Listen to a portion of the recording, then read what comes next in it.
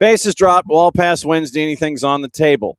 John, here, you there. Thanks for coming by, as you always do. And it is a lot of news from a lot of different places. Obviously, we're going to check in on what went down yesterday in New York. We're going to hear from Mauricio Pochettino.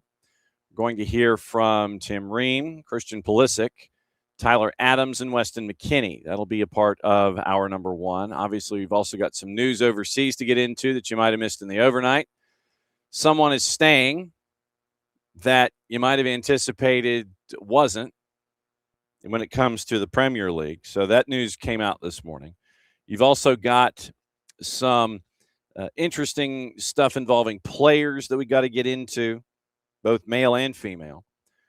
And if you're into alternate selections in the championship coming up in about 2 weeks, the cup the world is chasing after, an economist has come up with his version of what the final is going to look like. We've got Libertadores and Sudamericana from last night, and there were some shocks, and all you have to do is look at Fanatis, fntz.co/soccer down here. You go to TAESE and their night crew, and outside of one of the bigger shocks from last night, fans mad. That's one of the things that TAESE does a whole lot. They'll go to the key game and they'll get the man on the street stuff immediately after a match is over. When you have a match flip like the one that they had late last night flip, then you just have mad fans outside, and you're kind of hoping that you don't get into any kind of trouble from the TV police from the words that are said. So that's hour number one. So it's news from around the planet, USMNT, and Premier League, and all the other stuff that we might have missed. Hour number two, Dylan Butler, our friend from MLSsoccer.com, is going to join us. We're going to talk probably about the New York Knicks a little bit. And we're going to talk about what happened this past weekend is a result, an indictment on one team or both teams, one more than another, just to kind of run through what happened in the last weekend of Major League Soccer before this break coming up. And then we are efforting after 10:30 our friend Gabe Schray, because there's news out of MLS NEXT Pro that we need to get into. And, of course, it happened after we went off the air yesterday. Carolina Core blew up their front office. And it was an email that I got. Morning, Alex. An email. When did it show up in my mailbox? It was not there, because that's the wrong category. So I'm going through all of my emails yesterday, and then at 11:35, literally right after the show's off the air, you get this email from Carolina Core out of MLS NEXT Pro. Morning, Ricky. Carolina Core FC announced the reorganization within the club's sporting staff focused on the organization's long-term vision, future direction. 4 members of the sporting staff will leave. Andy Williams, assistant GM and head scout.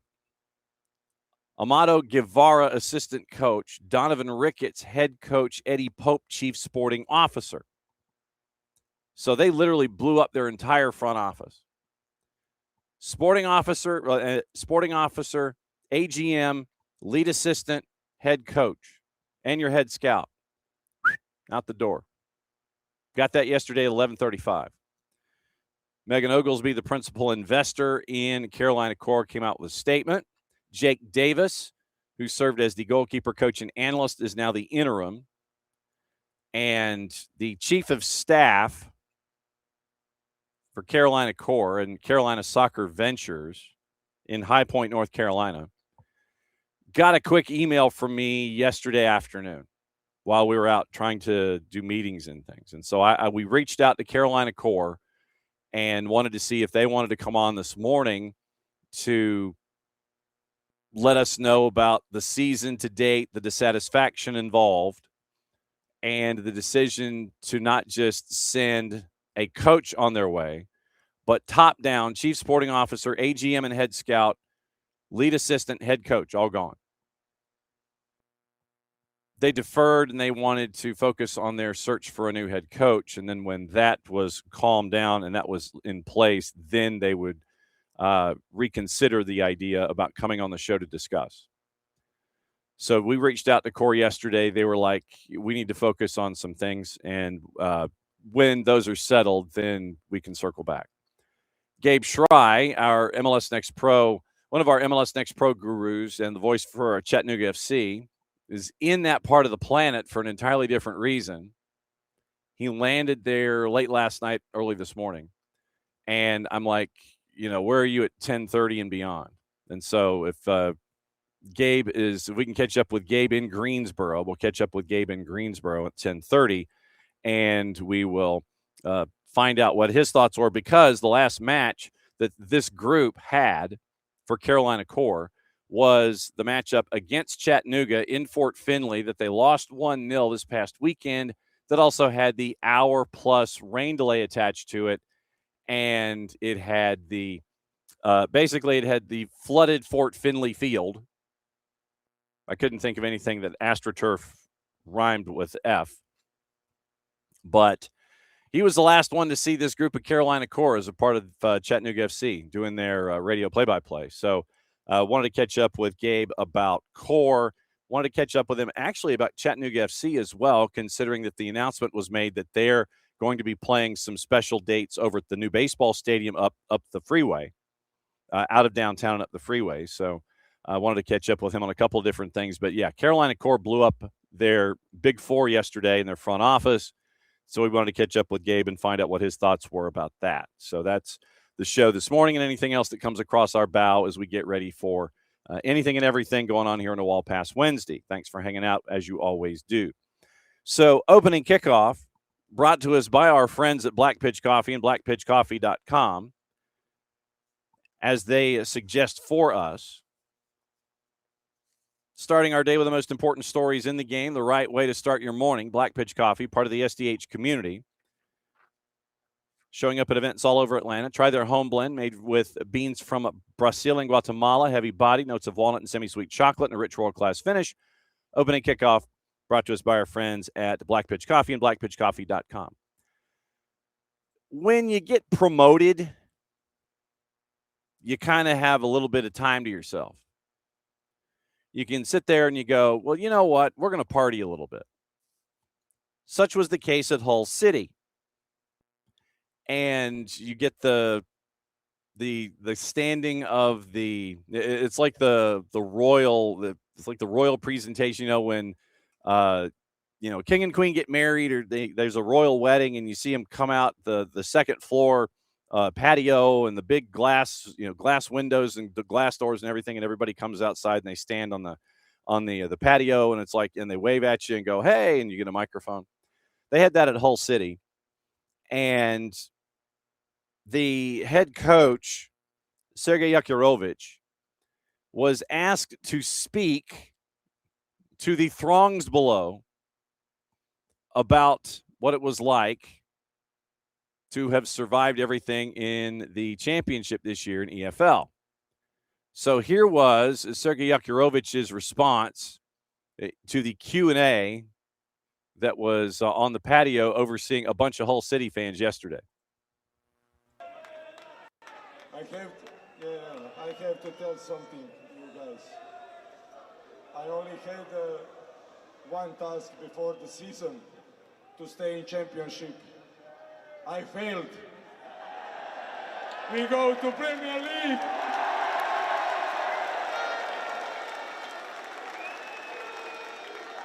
Sergei Yakirovich, he had one task. He was supposed to stay in the championship, and he failed.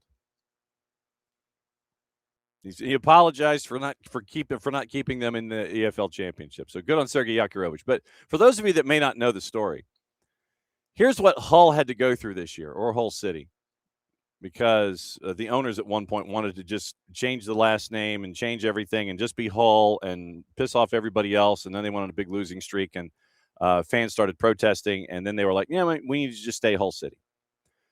So you end up with Southampton, Spygate, all the things. Owner threatens the lawsuit if they lose, all that stuff. Players are going to Vegas. Yakirovich is like, I'm staying at home.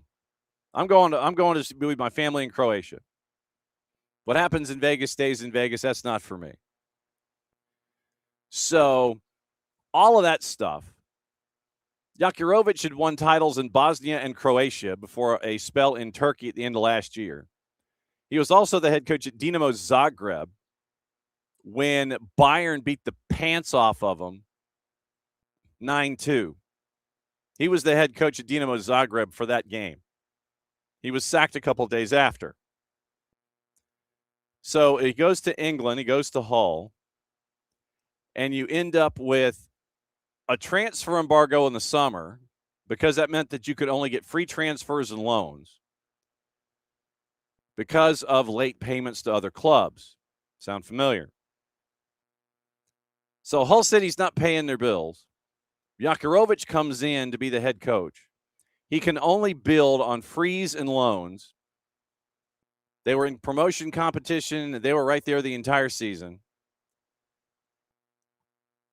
And so they avoid relegation last day of last year with a draw at Portsmouth. The head of recruitment was appointed weeks later, watched that match at Fratton Park, and he's like, what have I gotten myself into? And here's a guy who's, north of 50 years in the sport, in Martin Hodge. And he's like, man, what have I gotten myself into? So he brings in John Egan, Ollie McBurney, who's almost turned into a bit of a hired gun. And so you go through all of this, all of that stuff. Your owner's not paying his bills. You got to go through frees and loans. You bring in this motley crew, a bunch of mutts. They're the 6, which was decided on the last day. And then they make it into the tournament. They make it into the promotion playoff. And then you win, you keep winning, and you end up getting the Duke late by Ollie McBurney. And apparently now Troy Deeney has to get a tattoo of Ollie McBurney somewhere on his person for them winning and getting promoted. If you missed that exchange on CBS Sports on Golasso Network as a part of their coverage of the championship final, yes, Troy Deeney now has to get a tattoo of Ollie McBurney and put it on his person. So that was a pretty decent piece of TV. But yes, you win, you come in as the 6, you go through all of this ish. You're promoted to the Premier League. You can say whatever the heck you want. And Sergei Jakirovic did exactly that. That's opening kickoff. Brought to us by our friends at Black Pitch Coffee and blackpitchcoffee.com. As always, they start your day with the most important story. We start your day with the most important stories in the game. They start their right way to start your morning. Black Pitch Coffee, part of the SDH community, showing up at events all over Atlanta. Try their home blend made with beans from Brazil and Guatemala. Heavy-bodied notes of walnut and semi-sweet chocolate and a rich world-class finish. Opening kickoff, powered by Black Pitch Coffee and blackpitchcoffee.com. All right, yesterday, I don't know if you know this, but yesterday in New York City, there was this thing on a rooftop that we researched out to kind of figure out what the backdrop was going to be for this particular announcement. It is now officially official that the roster is what the roster is, at least until June 1st. All the leaks have been leaked. It's now official. And there you are. Update this morning, Jeremy Frimpong got left out of the Netherlands World Cup squad. We'll get to that in a bit. So the 26-man roster plus a couple extras has been named. You had the pomp and circumstance. It wasn't just pomp. It wasn't just circumstance. It was both. Matching blazer pant combos with white T-shirts, and the keepers we know are wearing the electric green jerseys and the electric green get-ups. For the record, I did not watch it. I was in a car and kind of took the word for everybody that this event was in fact going to happen. And so it did. It happened yesterday. And so now you have 13 players who were part of the squad who got to the round of 16 back in 2022. 13 taking part for the first time. And obviously you got your headliners that are there. Pochettino admitted after the match, after the pomp and circumstance, when he had the press conference, that some of the decisions were difficult to make.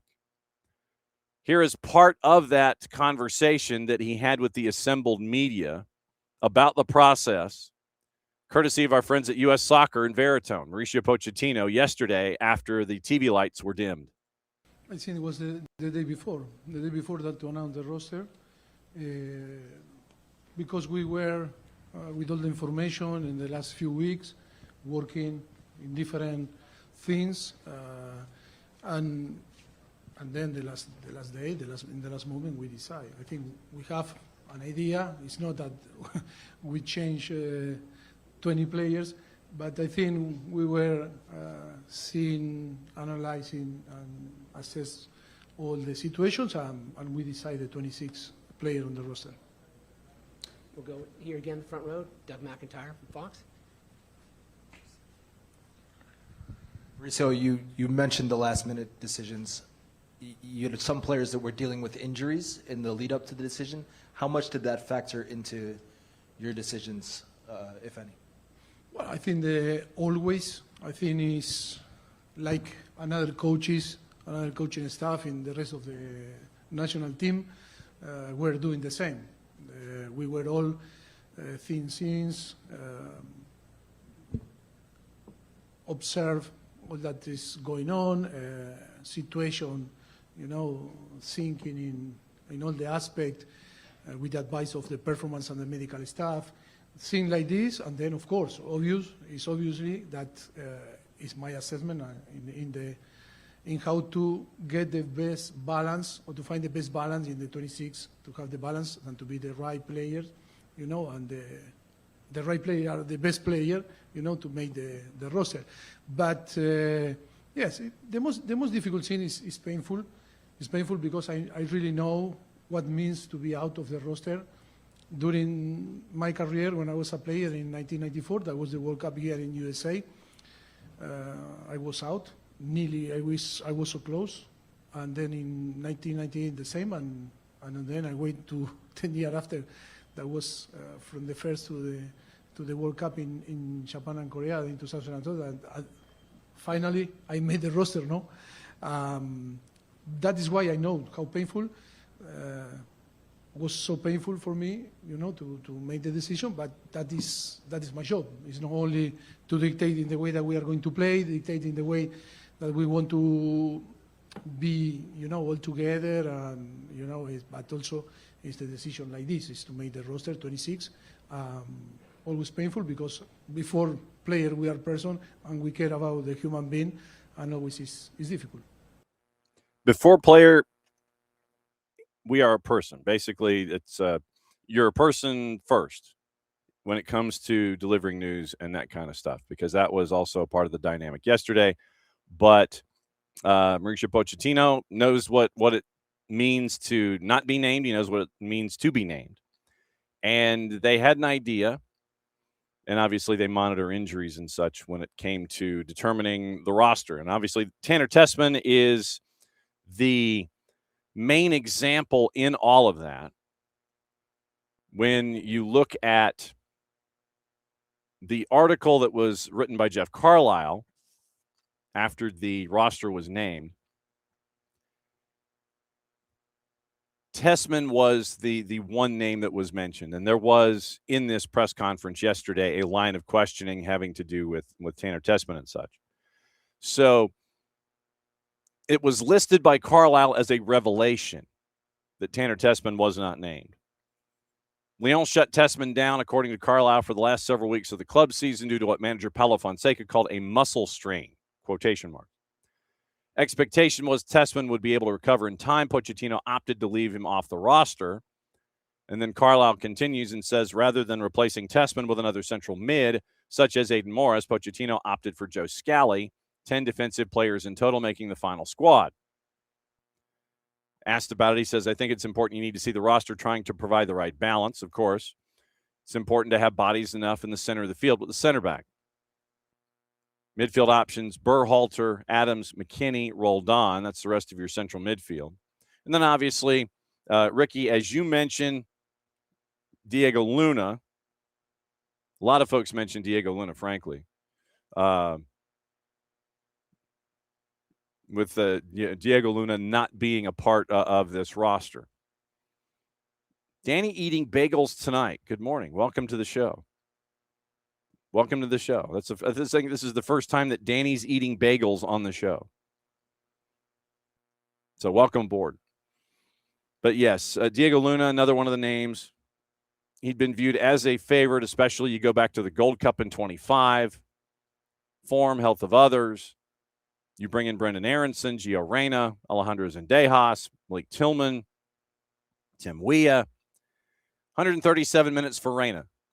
If you missed it, go back Monday at the end of the show, last half hour, starting in your timeline about an hour 25 in.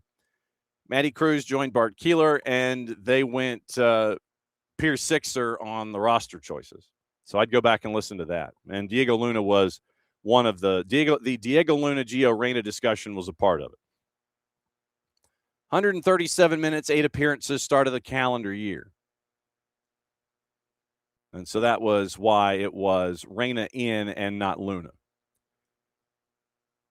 You look at that 26, and then you have 3 that are being brought in just in case.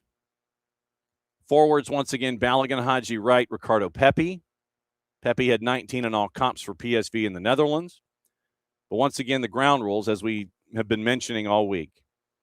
Roster does not become official till it is submitted to FIFA. Deadline is Monday. Once the list is submitted, injured players can be replaced on the roster until 24 hours before the opening match against Paraguay on June 12 at SoFi. So they have until June 11 to monitor health and welfare and then sit there and go, nah, and then you got to make a choice. So official roster submitted to FIFA June 1st. You have another 10 days to figure out the health of people. Then June 12, once again, that's when you're locked in. Injured players replaced on the roster until 24 hours before the opening match. Paraguay, June 12, SoFi. If Tim Ream plays against Paraguay, 38 years, 250. Oldest to play for the U.S. at a World Cup. Fernando Clavijo was 37, 162. Oldest player named to a roster, Frank Moniz at 38, 272 in 1950. Paraguay, Australia in Seattle at Lumen. Back at SoFi against Turkey on decision day, June 25th. Warm-up matches, Senegal and Charlotte on Sunday. Germany in Chicago, June 6th. Maddie will be in Chicago for that match. Just to kind of give you an idea as to how crazy things are going to be, Maddie's going to be in Chicago for that match for us. So that's kind of a tease to our World Cup coverage. Maddie's going to be in Chicago for the goodbye. So that's your rundown of the roster. No shocks and surprises. Brady, Friesen, Turner, and net. Arfston, Dest, Freeman, McKenzie, Ream, Richards, Jedi, Miles Robinson, good for Miles. Joe Scally, Austin Trusty on defense. Midfielders, Adams, Berhalter, McKinney, Roldan. Attacking midfielders and wingers, Aronson, Pulisic, Reyna, Tillman, Weah, Zendejas. Strikers, Balogun, Pepi, and Wright. Like I said, we do have another couple of players that have been added. Andrew Rick was part of the discussion, and keeper, just to have folks around. So now that they're down here at Trilith and over at the Arthur M. Blank U.S. Soccer Arthur M. Blank National Training Center, they're here for the remainder of the week just to get acquainted. And so you'll have a lot of folks that will be down in Fayetteville and down in Trilith off the Parkway, catching up with the U.S. men's national team. And we'll keep you posted as to what's going on down there. Now, other players and folks that were asked about things when it came to the post shiny lights and red camera lights and all that kind of stuff. Questions were asked to Tim Ream and Christian Pulisic about when did it really feel real that you were a part of this squad and that you're going to be playing in a World Cup that just happens to be in your home country. Once again, courtesy of our friends at U.S. Soccer and Veritone, Tim Ream and Christian Pulisic. For me, it started to feel real at the turn of the new year. Once the groups got sorted out in December and announced, and then as the new year turned, that's for me, that's when it became okay. It's on our doorstep now, and the seeing all the different branding and things that are being put up around the country. It's made it that much more real in the past couple of weeks.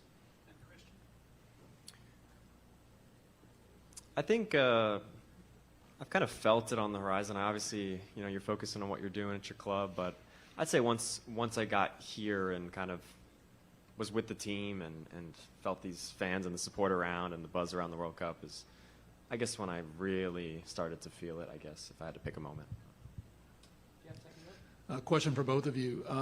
Obviously, second World Cup for both of you. But when you got the word that you were on the team, what was the overriding emotion? And that these last few weeks had some stress involved just in the lead up to this announcement. I'm usually a pretty cool customer, but yeah, there was definitely some anxiety, some nerves, going on in the last couple of weeks. But it's one of those that when you want something so bad and you want to be a part of something that's much bigger than yourself, that tends to happen. So definitely a lot of. For me, I'm not overly emotional, but it was definitely a relief, and there was a little bit of quivering for sure with my family when I found out. Yeah, I mean, he said it. We want this so bad, so if you're not a little bit nervous, you don't feel it a little bit, you don't care. So we care so much, and yeah, it means a lot to us. We want to do our best, represent this country best we can, and yeah, the nerves are there. You get the excitement. You feel those jitters. And now that we're here, hopefully we can just try to live in the moment and do the best we can. Live in the moment, do the best we can. Christian Pulisic and Tim Ream after the red lights stopped yesterday for the Made for TV event on a rooftop on Pier 17 on South Street. Then Tyler Adams and Weston McKennie were asked about positions where they anticipated they might be playing, the variety of places they might be playing, considering how Mauricio Pochettino appreciates diversity and multi-talented individuals. Hey, I need you to play here. Okay.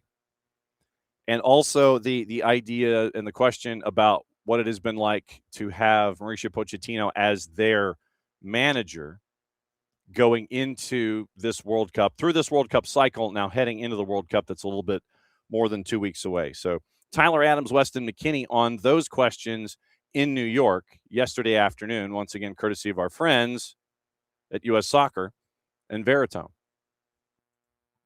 I mean, I think my mentality and the experiences I've had throughout my career, I think I'm just someone that any way I can help the team, I'm willing to do it. And whether that's, called upon to play as an 8, which is a position I do prefer, or called as a right wing back or a striker or a center back or a goalkeeper or even just supporting from the sideline, I think obviously whatever it is, I forgot striker too, yeah. And whatever it is, I think I'll be prepared and be able to adjust because I think that's just the type of player I am. And whatever the coach needs, I'll be there to help out. Hi, guys. A question for both of you. Mauricio's been in charge of the team for a while now. Can you talk about when you first met him and how the reception was for him and his style and how he has come and evolved and adjusted as he spent more time here in the United States and obviously with the team? Yeah, I think it's an interesting one because it's probably, I can't speak for him, but it's probably a unique transition to, go from club football where you work with the team every single day to only having 5 international windows a year to try and, get these players to understand how I want to play, how I act, what he wants from the players, just those relationships. And I think a tournament like Gold Cup, for instance, which I played in, and you spend 40 some odd days together, you really get an understanding of one another and what he looks for. But he's helped our team tremendously. I think he's changed the culture of the way that we approach things. And I think having someone that's a foreigner to our country, but not a foreigner to the game of football because he's been around it, played it at such a high level, coached at such a high level, we really lean on him for his experiences. So I think it's been a very positive assignment. Over here. Question for both of you. Oh, I'm sorry. Yeah, no, I mean, I wasn't able to be at Gold Cup, so obviously I've had shorter experiences with him, but I think it's kind of like what he said, bringing a different mindset, bringing a culture to the group. His South American mentality. He loves to be feisty, be very close together with the guys, and I think ultimately he's benefited our team in many ways, but I think mostly in a sense of making sure that everyone knows that day in and day out in training you have to compete for your spot, and nothing is solidified, nothing is safe, and everyone here has an opportunity. So, yeah. Everyone here has an opportunity. Tyler Adams, Weston McKennie, Christian Pulisic, and Tim Ream, and Mauricio Pochettino in the press conferences yesterday after the made-for-TV event where everyone was announced. So now they're down here, and they get serious, and they're going to be practicing here before they head to Charlotte, and then they're going to be practicing more before they head to Chicago, and then it's on, which is really wild to say. 2 weeks, basically. 30 days has September, April, June, and November. All the rest have 31. You're looking at 15 days. 15 days before the World Cup starts, which is incredibly crazy to think about. So that's how the United States has navigated the made-for-TV event, the roster being named, and now it's on. A couple of other teams have had some other news and notes. One of them out of Nashville, and it was not good news. It was not good news. If you are a fan of Nashville and Nashville SC, you got news yesterday that Warren Madrigal is no longer a part of the Costa Rica national team. Madrigal, and this is from our friend Valer Shabila up in Nashville. So he reported it yesterday. It was last night. Madrigal dropped from the Costa Rican national team due to disciplinary issues. Alejandro Braun and Kenneth Vargas also dropped, released by their club Alajuelense as well. A lot of speculation, but the Costa Rican Federation did not release any details. Braun was the first to be dropped. Madrigal and Vargas followed after further investigation. Quoting from the release from the FCRF, quote, the FCRF reiterates that discipline and respect for the rules are the fundamental pillars of all our national team. So as we go down this rabbit hole involving Warren Madrigal, do we have any other added details as of this morning? And coming from Kevin Jimenez, who is a national and international writer in Costa Rica, 52,000 followers plus on the 280-character app. So he reported after the event last night and the release of Warren Madrigal that Madrigal was separated for changing rooms without permission. That is what Batista communicated to him, according to Kevin Jimenez's sources. So you have that in addition to information from Ferlin Fuentes involving Alejandro Braun. It was, according to Jimenez, several players involved in an altercation in San Pedro where Braun's vehicle ended up with bullet impacts, and this is the direct translation. Federation investigating those involved. Further withdrawals from the call-up are not ruled out. So that is that's the news involving Alejandro Braun and the reports involving Warren Madrigal. So it looks like it's two separate things, but Warren Madrigal no longer a part of the Costa Rican national team, and Alejandro Braun also no longer a part, and Kenneth Vargas no longer a part of the Costa Rican national team going forward here in 26, 2 weeks away from the World Cup. So news attached to Nashville SC. That happened late last night, and we had our update there a bit this morning. Trying to see if there's any other news when it comes to World Cup sides. Not at the moment, so we'll go to this other piece of news that we had.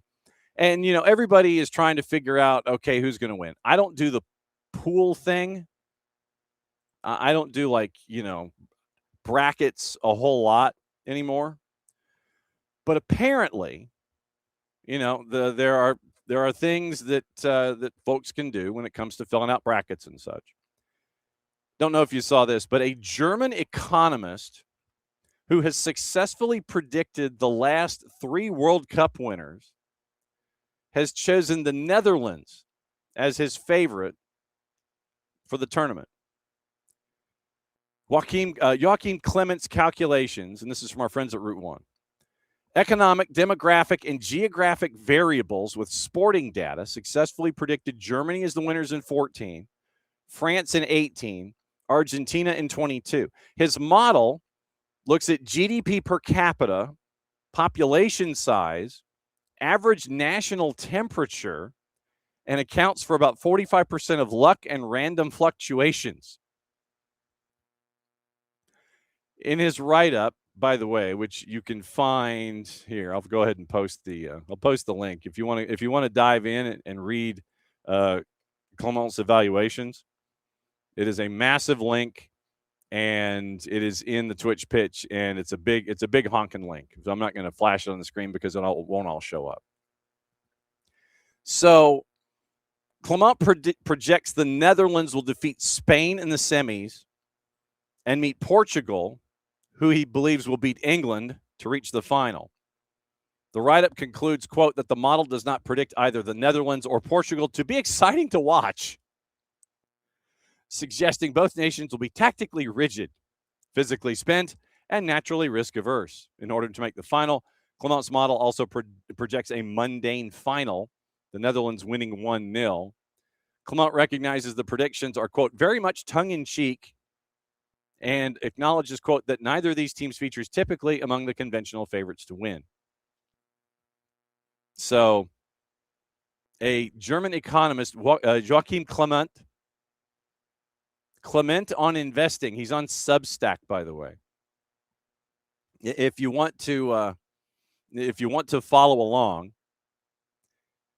he starts out his article, and this is back in April, by the way, when he had all this figured out. When he wrote the article on his Substack, he was wearing his 1954 retro German football shirt. So he's got it right the last 3 times in a row. And it is literally a PDF on the whole thing. Panmure Liberum, delivering excellence. Multi-asset strategies. And so he's won the last 3. During a World Cup, the U.S. stock market underperforms by 3.9% compared to normal periods. Markets in countries that win a match outperform the next day. No real surprise. 3 biggest surprises for him: Japan, one of the biggest upsets in World Cup history, an all-European semi, and an unlikely champion. It is basically an 18-page document. Here's the shorter version. Instead of clicking on that massive link that I gave you, Morning Robes. So here's the short version. That's a lot better to click onto than the link that was provided by our friends at Route 1 when you go diving into the whole thing. Panmure Liberum is his tongue-in-cheek deal. So group stage. Let's just go ahead and follow through. So group stage, go to page 7. Group A, for example, South Korea favored. Let's see what he says about. Let's get to the. He goes to Group D, most evenly matched. In truth, every one of the 4 teams can come first in the group. All of them can come last. Man's got a future in punditry. Depends on the form of the day. Australians will summon their cricket spirit and win the group in the same way they win the Ashes, mostly due to the ineptitude of their opponents, and if that isn't enough, then cheating. I would have guessed, as one of the host nations, I would have guessed that the U.S. would make it into the top 2 in the group, but it turns out the host nation advantage is declining and likely to be even less pronounced in this World Cup, which is split between 3 countries spread over an entire continent. I don't think this is going to be a problem in a football-mad country like Mexico, but I do think that the U.S. and Canada will not get the host nation support that past hosts have enjoyed, so the U.S. is in 3rd. Turkey makes it 2nd place into the group. Wow. So he's got the U.S. as 3rd in the group. 43% likelihood that they would be in the top 2. So then the last of 32. Germany, he says, is going to beat the U.S. Portugal over Ivory Coast. France over Sweden. Spain over Austria. Belgium over Mexico. England over Norway. Mexico's defeat against Belgium, one of the more heartbreak for its fans since even in the expanded tournament, the country still misses out on its 5th game in a tournament. Canada should beat Czechia. Netherlands likely to win. Ecuador, Senegal. And so now, Argentina, Uruguay, Brazil, and Japan. He already has Japan beating Brazil through his math.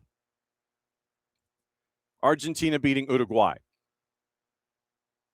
So he's got Brazil getting knocked out in the first knockout stage matches. Japan's on a real run, he says. England and Japan in the quarters.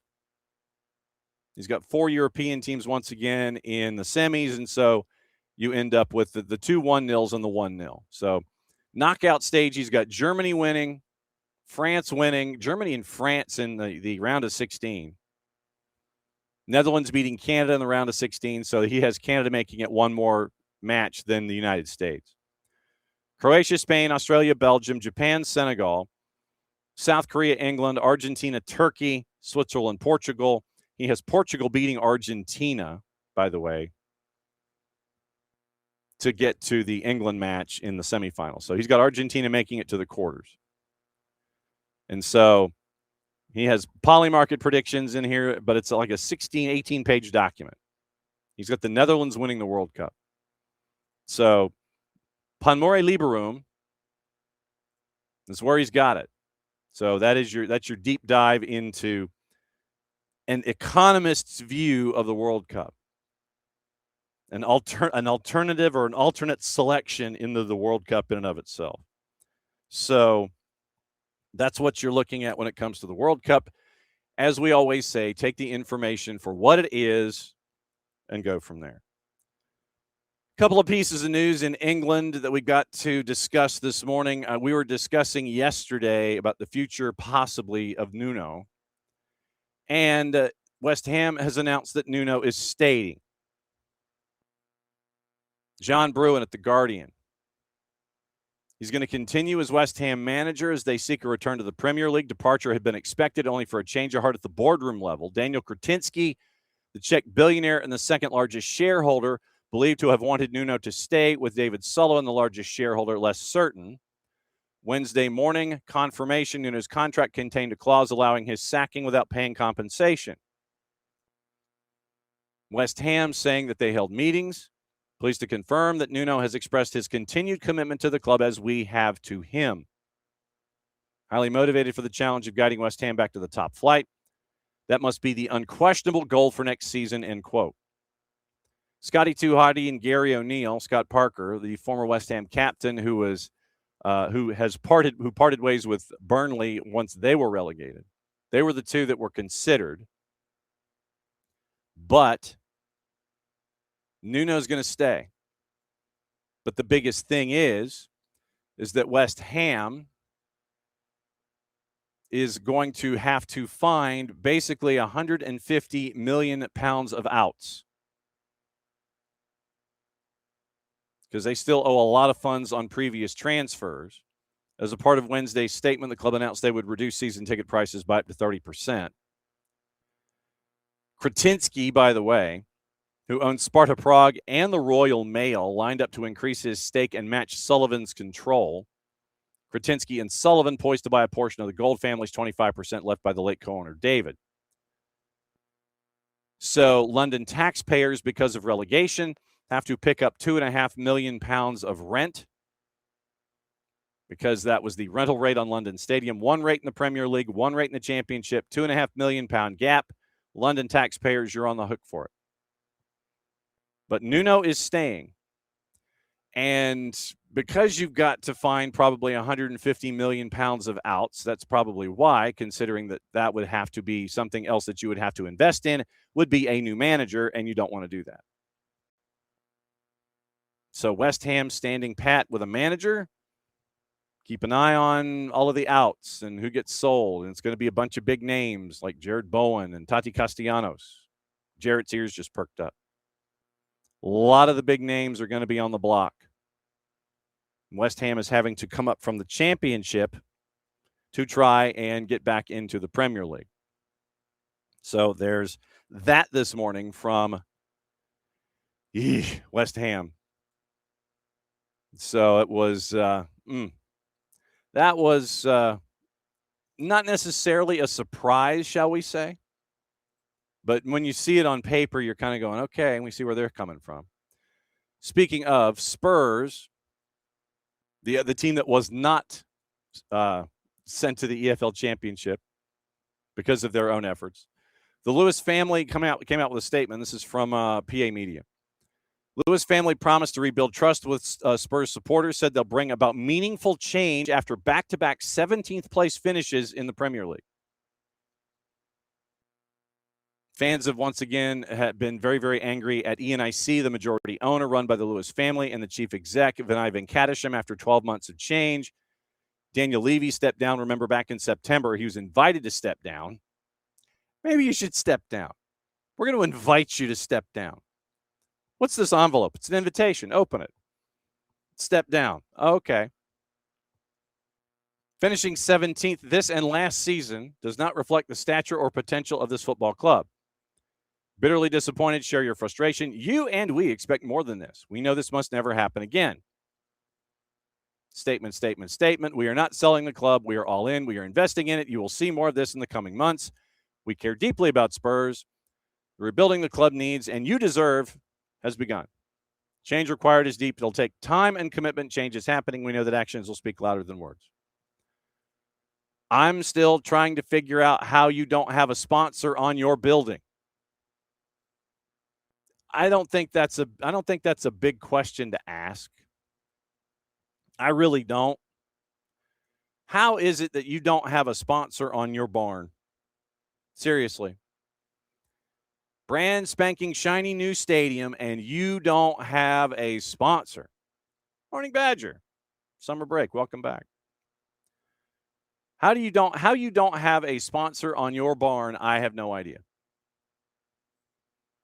Literally, shiny new building. You move over from White Hart Lane. You build this thing, this massive thing, and you don't have a corporate sponsor.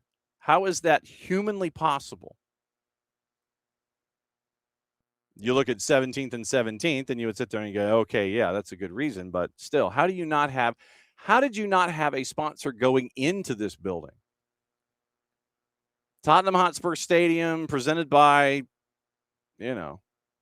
Charmin's Pies or whatever. How do you not have a sponsor going in? Badger, as a Spurs fan, wants ENIC to sell. Top 5 to almost relegated 2 years in a row. Proof positive of that. Daniel Levy gets the envelope. What's this? That's an invitation. The invitation to leave. You have all of this investment, and it's and Jarrett may shoot me for this, but it's almost the same approach as Celtic. You have all of this money, you just throw money at the problem, and it doesn't work. But with Celtic, you're in the Scottish Premiership, where really you're only fighting against Rangers and this past season against Hearts.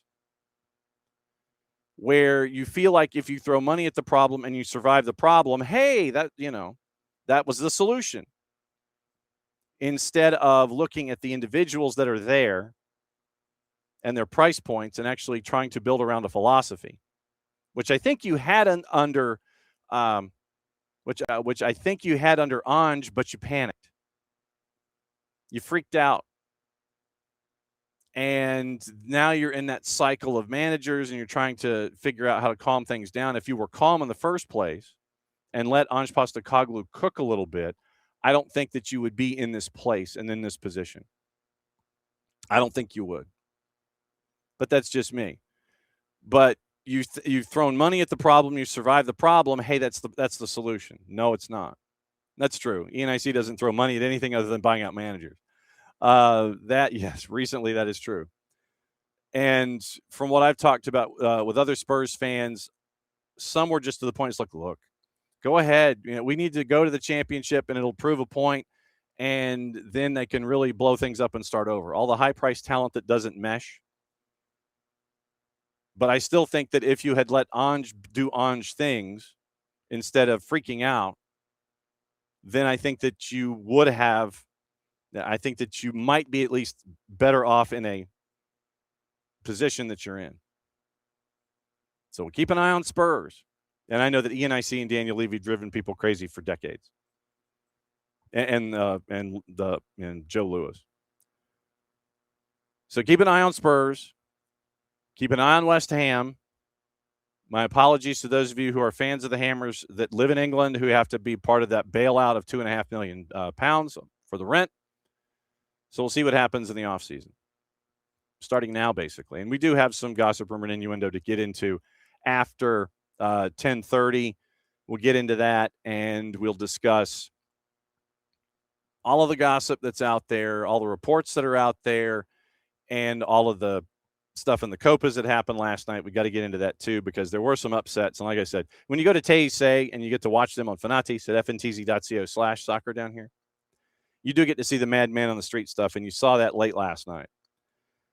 This was something that kind of flew below the radar. Flown. Alexia Putellas, after the expiration of her contract, is leaving Barcelona. There's a link to London City, one of many clubs who are interested. 32 years old, 14 years at Barca. 233 goals, 507 appearances after joining from Levante in 2012, aged 8. London City, owned by Michelle Kang, heavily linked. Everyone, I would imagine, should be linked. And legitimately, I'm just gonna say this, and Suzanne Rack gives us the notes from The Guardian, by the way. London City made no secret. Adrian Maestres, a Spanish coach, in place. Former Barcelona player Jana Fernandez is already there. Mapi Leon believed to be joining. Let's just say, there's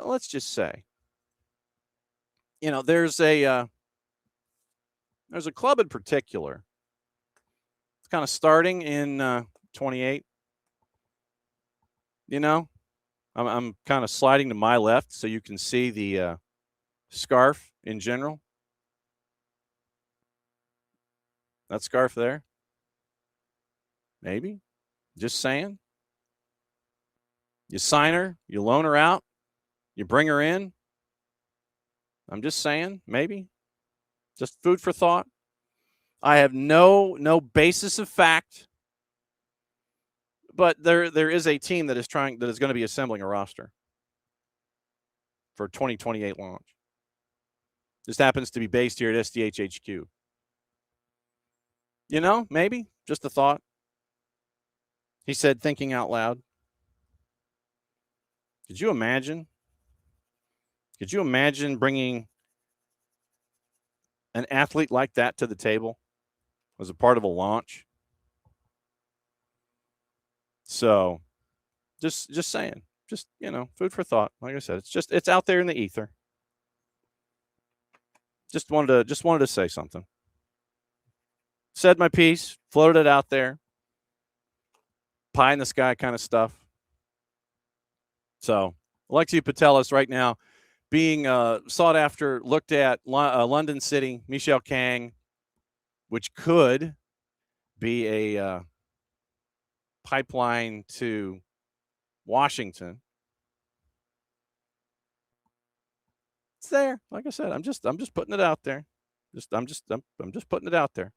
No, nothing. Like I said, no basis in fact. But I just wanted to sit there and go, hey, you know what? Look who's available. And obviously, like, it literally is just, it's one of those where you're like, I feel like Andy Rooney all of a sudden. Did you ever notice? When countries are available and players are available, they can play anywhere now? Just thinking. Like I said, I'm literally just putting that out there into the ether, wishing that it could happen. Could you imagine, like, the first player acquisition for that particular club being, an individual like that? That wouldn't stink. Hour number 2. Hi, how you doing? I'm John. We got stuff to get into here, obviously, and we're looking at Libertadores. We're looking at Sudamericana. We're looking at news. We're looking at things.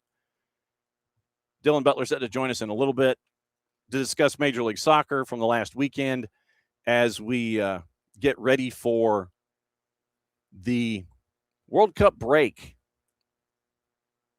Fasten your seatbelts, people. World Cup break's not really going to be a break. It literally is just going to end up being, get locked in, time to sprint, roll, go. Everybody says, yeah, the World Cup break. It's not going to be a break. You're going to be moving that much faster in this World Cup window. Literally, you're going to be moving that much faster. Hey, there's a game. Hey, here's this. What about this? Hey, what about this? Literally, that's what it's going to be. It's going to be chasing after everything. And apparently, according to our friends at Gimme Sport, Spurs is chasing after 6 new signings. 6. De Zerbi's looking for a lot.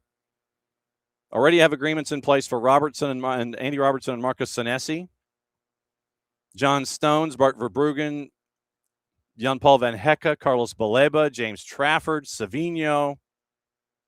All those names are out there for Spurs. Throw all these dudes up against throw the spaghetti against the wall and see what happens. That is the part of the Palace intrigue that is attached. So we'll see about all these names, where they end up lining up, all the things, and going forward from there. I'm looking at Libertadores and Sudamericana, and last night was the 26th. So it was round 6 last night, and the surprises we were talking about in Libertadores, you end up with Flamengo in Group A. They ran the table. Estudiantes ended up second in Group A. Independiente Medellin is third, and it looks like they might be working their way through as one of the best positioned third-place teams. Cusco 0-1-5, they're done. Group B, Coquimbo Unido in a busy group. Coquimbo Unido, Tolima, and Nacional, they all made their way through. Universitario and catching up with Nino tomorrow in the draw with Tolima. When you had a chance, that's going to be rough. Out of Libertadores, because you drew when you needed a win, and if you had won, you would be second in the division on goal difference. And somebody would be the hard luck out. It's Universitario because they didn't win last night. Group C, Rivadavia ran the table in the group, didn't lose once. Bolivar ahead of Fluminense on goal difference. La Guaira out. Libertadores, Universidad Católica in, Cruzeiro in, Boca 7 points after drawing Cruzeiro. Barcelona 3 points out. Libertadores, Group E, Corinthians, Platense, Santa Fe, Peñarol, 3 points, 0-3-2 in the group stage. Group F, Cerro Porteño, Palmeiras, Sporting Cristal at 6 points, Junior Barranquilla at 4. They lost 3 in the middle. Liga de Quito, Mirasol. This was the crazy part. Liga de Quito last night, 12 points. Mirasol, 12 points. Lanús at 9, always ready at 3. Rosario Central, Independiente del Valle, they were in. UCV at 6 points. Libertad 0-5. They play tonight to get things rolling. Now, Time to discuss Major League Soccer and find out what's going on in the mind of Dylan Butler. What is going on in the mind of Dylan Butler on a Wall Pass Wednesday? I imagine the New York Knickerbockers probably are part of the what's going on in the brain. Yeah, that's part of it for sure. It's also 8 lacrosse broadcasts There over you the go. course of 3 days. So I did Nice. 2 yesterday, 3 today, 3 tomorrow. Mm. So I did this whole I don't know if they would. Let me see if I can show you on this Yeah, screen. hit me. So this is Nassau lacrosse playoffs semifinals, 4 classifications. Okay. So that's 8 games, right? 16 coaches. Yes. So I had to have like this whole checklist here. Yes, there you go. So I'm like, I see some gaps. Call, headshots. Oh, I see shots. gaps. I see gaps. So yeah, a few of them. Yeah. Well, I still have games tomorrow. So. Oh, okay. Because I was like, wait a minute. If there was one dude that was 1 for 3, where you didn't have call or headshot, but you might have had stats and roster. Yeah, I'm not calling out the one coach. I spoke to 15. I was in contact with all 16. I spoke with 15 of the 16 coaches. Okay. The one coach said to me last night, "Hey, I could talk tonight." I said, "Well, I have 2 games tonight, so I can't." That's kind of hard. I'm kind of working. You can watch. But the good thing is, all the games are at Hofstra. Nice press box, good facilities. So, yes, and so that is. It's so always, yes. While there was a roster reveal apparently at Pier 17, I was just revealing like who was winning faceoffs and who had the assisted goals and stuff like that. So. Yeah, we were trying to figure out what the background was going to look like yesterday before at Pier 17. So like if you stood on the roof and we were like, yeah, the way that we think the stage is going to be lined up. And I didn't watch it yesterday because I had, much like you, I had other business to pay attention to. Sure. Figured it was going to be the Brooklyn Bridge and the Statue of Liberty behind and all that kind of stuff. The only thing missing maybe was the fife and drum for the whole presentation. Yeah, I was intrigued. I mean, that's Pier 17 probably the best place to do it. I remember I went to a Frank Lampard. I don't know I think it was just a press conference. I think they had already announced his signing. Okay. That was in Brooklyn. It was like a pier situation. Like there's like a soccer field there.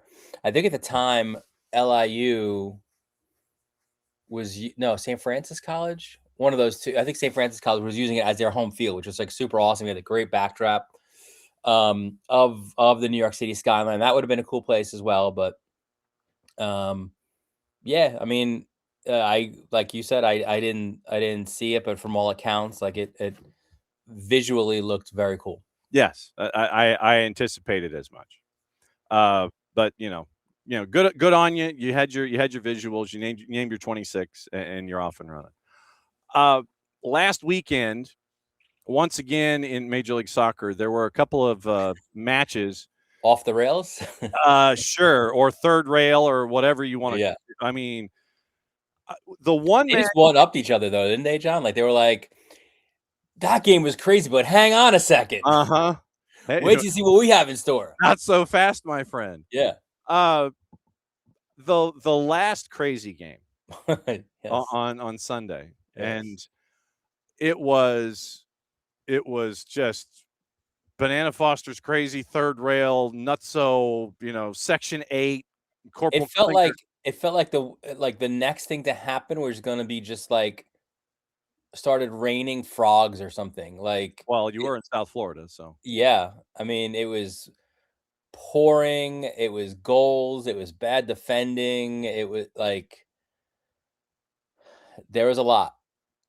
There was a lot. Yes. when you probably. Sorry, I don't mean to keep no cutting off, but probably not on like Waffle House at like 3 a.m. Like there's a lot that's happening. Crystal. Oh, that'd be amazing. I mean, when you gotta have a crystal, you gotta have a crystal. Is it more of an indictment? The last crazy game, we're kind of going backward. Yeah. Is that more of an indictment on Philly?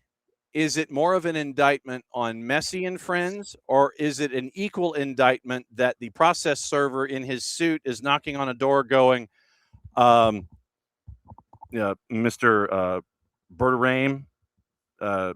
Berterame, are you here? Berterame opens the door, and process server hits him with an envelope. And Mr. Carnell, at his press conference, he gets served with an envelope. Is it equally indicting on both? Is it indicting on more than one over the other? What is your thought here? Yeah, I think there's a lot of guilty parties. I think neither team defended in any way, shape, or form. If I'm a Canadian national team supporter, I'm getting a little bit nervous about our goalkeeping pool because neither Maxime Crépeau or Dane St. Clair have looked very good. For multiple games now.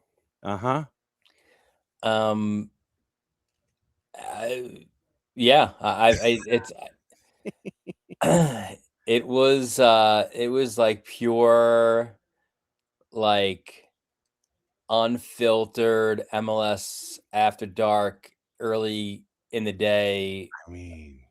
Madness. I was explaining this to the boss, and I told her, I said it was like, you remember when the stereotype of when we were in college, and there was always the one dorm room on the floor that had the guys that looked normal, wearing the shorts, they'd wear the golf shirt, they go to class or whatever, at least they looked like they were going to class.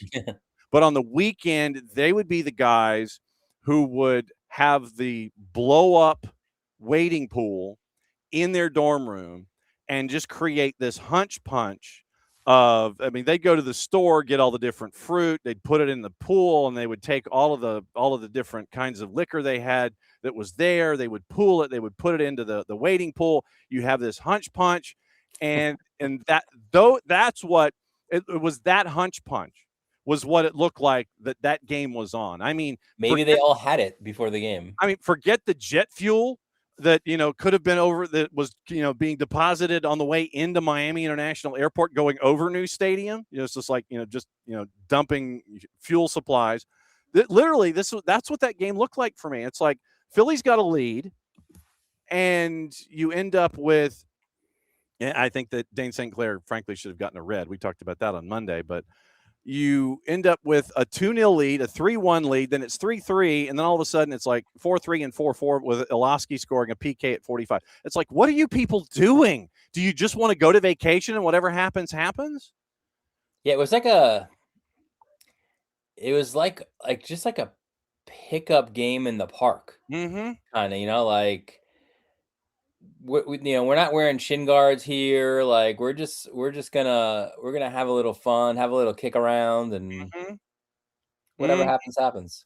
And you end up with 6-4. And the joke that I was making was that Inter Miami won the first set, and then it was time for Philly to serve for the second.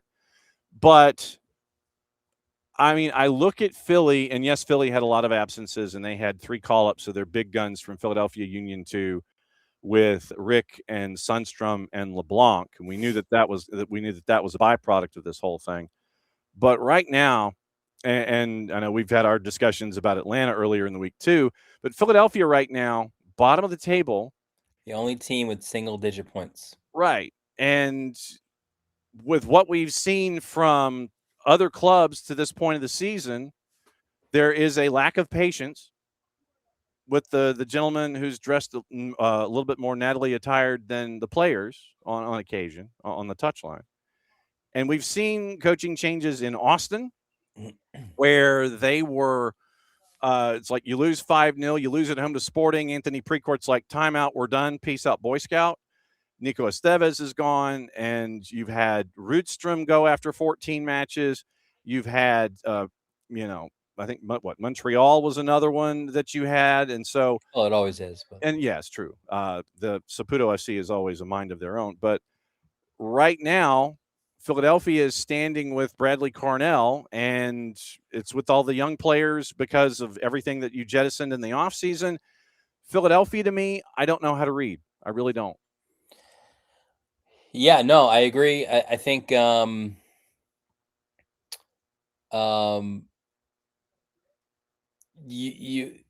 wonder, will there be some announcement here during the World Cup break? I mean, that's, we said it, I think last week, it's seemingly the perfect time to make a major move like that, because you do have, like 2 months or a little less than 2 months to just figure it out. Essentially kind of have another preseason. And I think that's why we're seeing a lot of teams do that, because it's an unusual break in the season, right? It almost turns into an apertura clausura type of setup. So if you don't do well in the first season, correct things for the second season. So frankly, I'm the other, like Portland is another one, right? We just saw that. Neville, right? Yeah, you can't say necessarily surprised by any of those, but maybe surprised that hasn't happened yet in Philadelphia, unfortunately. But yeah, and you wonder if, with what we've been discussing in the past, is it a financial thing? Are you knowing full well that you have all of this young talent? Are you standing pat, hoping that they develop and they get adjusted to the season? So, the thought bubbles are there for me when it comes to. But you're losing those guys. Like you're going to lose a Kevin Sullivan pretty quickly. Like it's not. Mm-hmm. I mean, it's fine to develop players, sell them on, make a profit, but when there's got to be more investment in a club than just the academy, right? Mm-hmm. Like, and it's like there's different, like the best teams, they they have homegrown talent through their academy. They'll find really good MLS players, either already have them or pick them out. I'm kind of thinking of a Seattle in this situation, and then you do splash the cash, and you do smart moves in Europe to get players. So again, I think the Sounders are right up there. I think at the top of that list, right? Of you've got your core guys, the Roldans and guys like that. You make a big free agent move for a Rusnak, and then you keep getting all these Tacoma guys that seemingly become like club legends. Yep, like a Rothrock and such. So yes, and now, they also do, obviously, Arriaga and other, like they'll develop these players and then they'll also sell them on. So like, and it's trying to figure out that balance of, okay, are we deep enough in a particular position on the farm where, to use a baseball reference, where we're okay if we move player A on because we have B, C, and D in the pipeline, and we'll be okay as that position continues to develop. And so, yeah, you can't have all your eggs in one basket. And it seems like, I mean, the other part of it for Philly was, kind of looking on the rocks and finding this 4th division German, but there's only so far you can go in that, right? Well, yeah, because if you go to beyond the 4th division, 5th division means that they only probably play like Wednesday afternoon at because the guy's a bartender, right? And so he's got to go around his normal hours if you're going to try and find those kinds of those gems below the 4th division. You mentioned Neville in Portland, and class guy as always. It's like I know what the expectation was, and I mean, Phil Neville, he's a mensch. He's gonna say that I didn't do it. Loved my time. Loved all of you guys. Loved the players, but coming out of it on the other side is class. Even if the results weren't there in the Western Conference for him, yes, you'd make the playoffs. You kind of squeak your way in, but this year you're struggling. You're 6 points out of the playoffs right now in the first 14 matches, giving up 2 goals a game. It just wasn't there. I mean, you're 1-6-1 on the road this season to this point, and it seemed like it was time when it came to losing to San Jose, and you're like, yeah, I think it's time. Yeah, no doubt. And I think part of the other problem for them, right, is like you look at the Cascadia landscape, and for years it was kind of them and Seattle, and then like little brother Vancouver. But in the last couple of years, obviously Vancouver's risen up, and now you've got a battle with both of them rising above you. So like that's not a good look, obviously, either. So no. And it's too proud of a club. It's too really legendary of a club. For many decades, even obviously before MLS, they rightfully expect a team that is going to compete at the top of the league, not for a playoff spot. So, it is very interesting to kind of see, how all of these things pan out with coaching hires. It does appear, though, Columbus is kind of figuring it out, right? Like of all those, like they made a move quickly, and then I mean, who knows? It could be that new coach bounce, but Courtois, and then bringing back Tim Bezbatchenko for Haslam Holdings. I thought that was an interesting one. Very.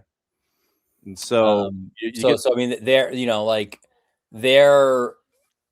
it would appear at least like ahead of the pack in we needed a change. Here's our solution. Like that was pretty quick for them. And, again, they did get some good results so far out of that in the Open Cup and then in league play as well. Yep. And now that you have the NWSL franchise coming online, Tim Bezbatchenko comes back to help that. But no, that was a sneaky move that we really haven't had time to talk about because of everything else going on. That Tim Bezbatchenko comes back to Haslam Sports Group. And I'm like, okay. And so you're trying to get the band back together to try to, get back to where you once were, Loretta, and we'll see what happens in Columbus. San Diego, I wanted to discuss San Diego FC with you. Mikey Veras after the match. Here's his quote. And when we were reviewing Major League Soccer this past weekend, I went to the post-game press conference quotes, if I could get my tongue to work. Gotcha. So Mikey Veras says this. He goes, and this is after the second half, conceding momentum.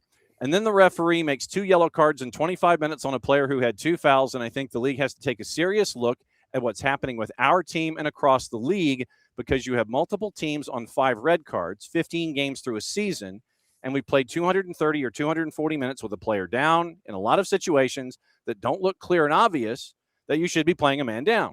And we need to do something about that because here we're trying to build football in this country. We want to play football, and to play football, of course, we need to make sure that there's player safety involved. So if there's clear reds, like we have to take care of that. But we also need to play as much 11v11 as possible. When you look around the world, this situation is not happening. And we need to take a close look at that because it's just really unfortunate that not only us, but I think there's some other teams in the league that could be a little bit frustrated with how that's going. I mean, was it 5 in a row that they had consecutive red cards? Yeah. I mean, kind of, I hadn't heard that quote until you just mentioned it. But my first reaction was it's kind of like, sounding almost like old school John McEnroe-esque.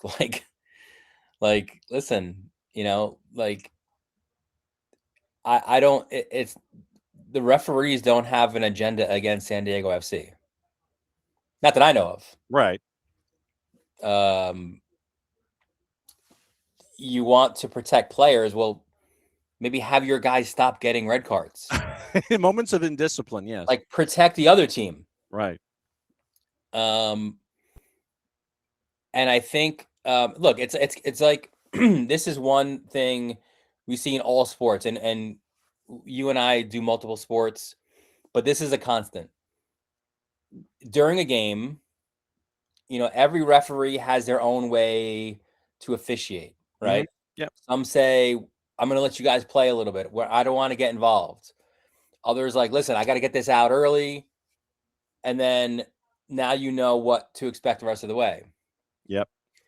Just as you scout teams and their tendencies, the best coaches and managers know what these referees will call, right? Right. Yep. Like, listen, and even the officials say it before, like they'll have a meeting with the captains. Listen, guys, I don't want any shirt tugging in the box. If I see that, I'm pointing to the spot. Like, there's a clarity involved there. So there shouldn't be this post-game in frustration, seeming like ambiguity about the collective officiating. Right. Like, you know how these guys operate. Right. So it just sounds sour grapey. It's sour grapes, yeah. Yeah, I mean it does sound sour grapey. I mean, he does have points about the officiating in general, but the notion of it's you gotta look out for us. But then he sits there and says you got to look out for us, and then for the other teams too. And also, I don't think the growth of the sport is being stunted by red cards against San Diego FC. Right. So that's just keep an eye on that with Mikey Veras and their hot start, and then they go and they're below the playoff bar as we go. So how many lacrosse matches do you have? It's 8 in 3 days? Yeah, did the 2 yesterday, 3 today, 3:30, 5:30, 7:30. 3 tomorrow, 3:30, 5:30, 7:30. I have, let's see if I can lift this up. These are my charts for today. There you go.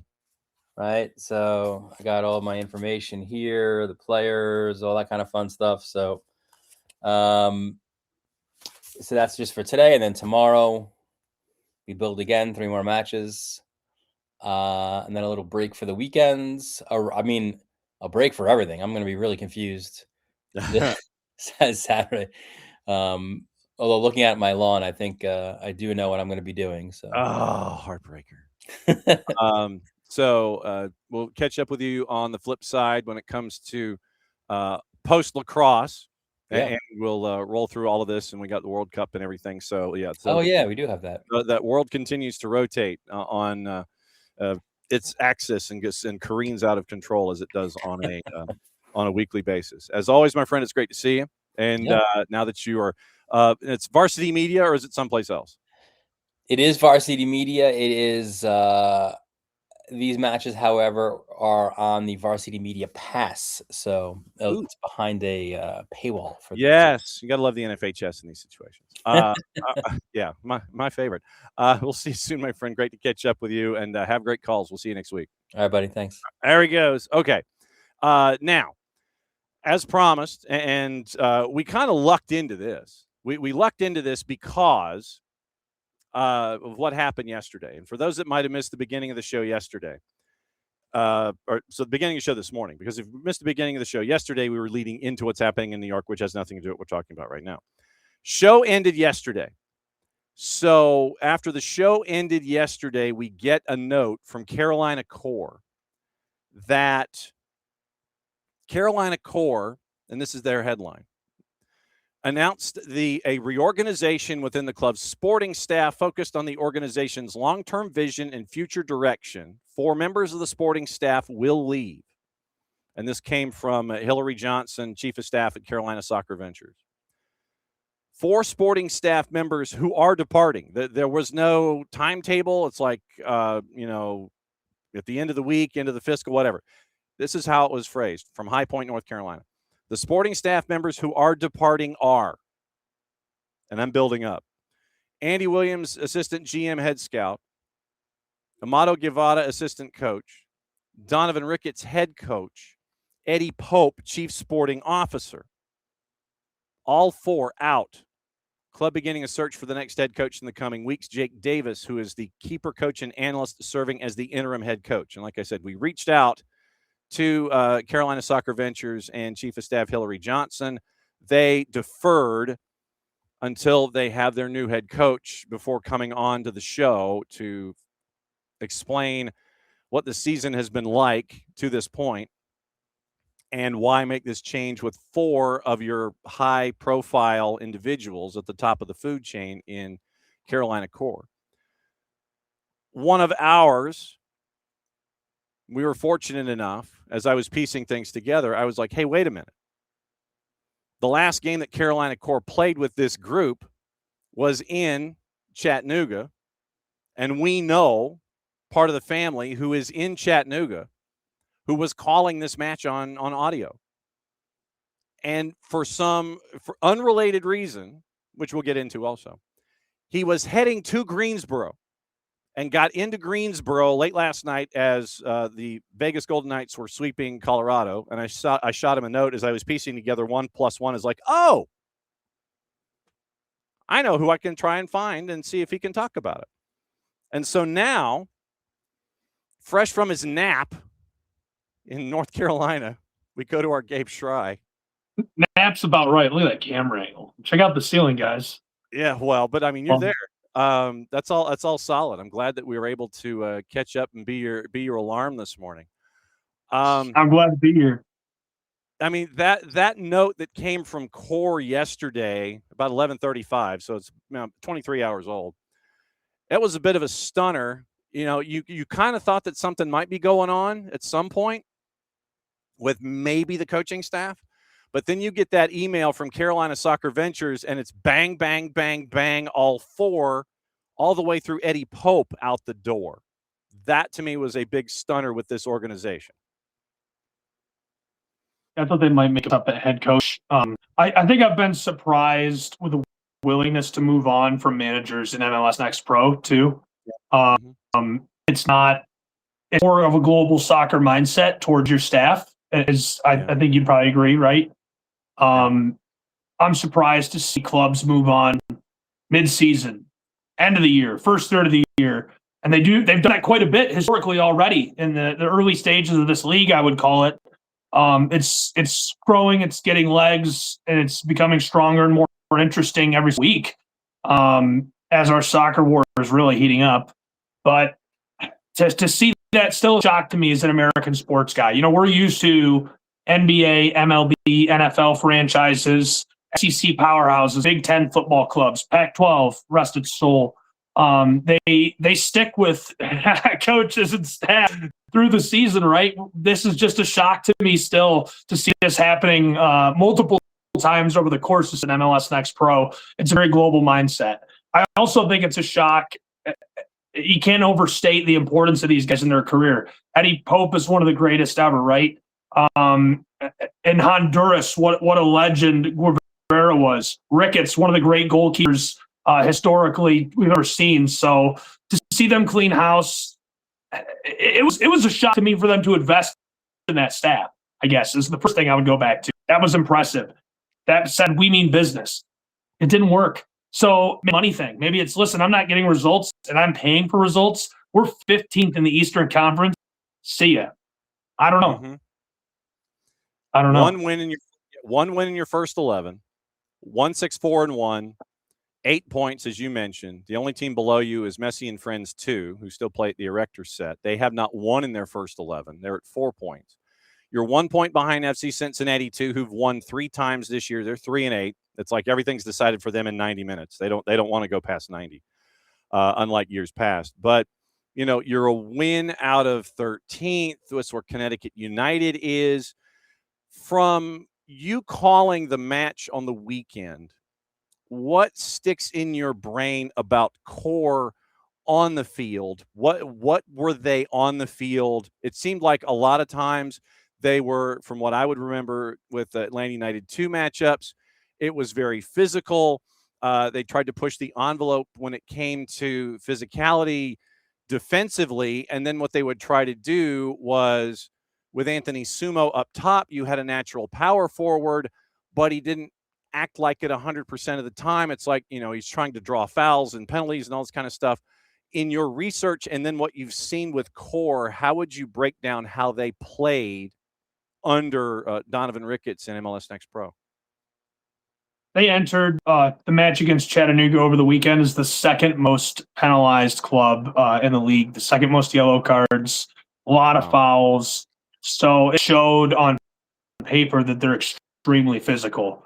Not just because of that, without even watching tape, watch the highlights. I mean, very, very physical brand of soccer. Unusual. We're not seeing that in MLS so much. We're not seeing that. You see it a little bit in the Division I soccer in America. You don't see it at all in SL. We're seeing a little bit of this in MLS Next Pro. I think as the league develops, we'll see less of that. But really just almost cutthroat physicality brand of soccer. I think the match should have been 3-0 Chattanooga. Yeah. It could have been 6-0, 7-0. It was very, very low quality soccer. They struggled defensively. They did create some chances, but it ended at least 3-0. So there was some on my part, to be quite frank. I'm like, this is a hard watch because Chattanooga is creating chances that they should be finishing, and they're not. They've gotten better at that as the year has gone on. I think they continue to improve, but yes, it was not exactly an easy watch from that standpoint.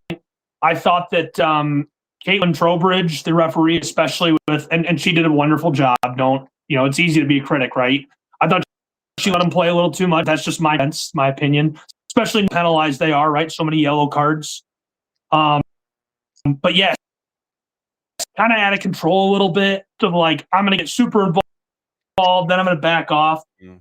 And I guess the one thing that really stuck out how upset he was, there were 2 points where he was up and very animated, and it really felt like the referee might be worried about how angry he was a couple of different times. So maybe he knew, maybe he has that. And I remember being like, wow, he seems really up. That's a little too much. That's neither here nor there. I mean, everything is different in retrospect, right? And hindsight is 20/20. So I feel differently about it. As soon as he was gone, I was like, wow, now I feel totally differently about how that whole match played out.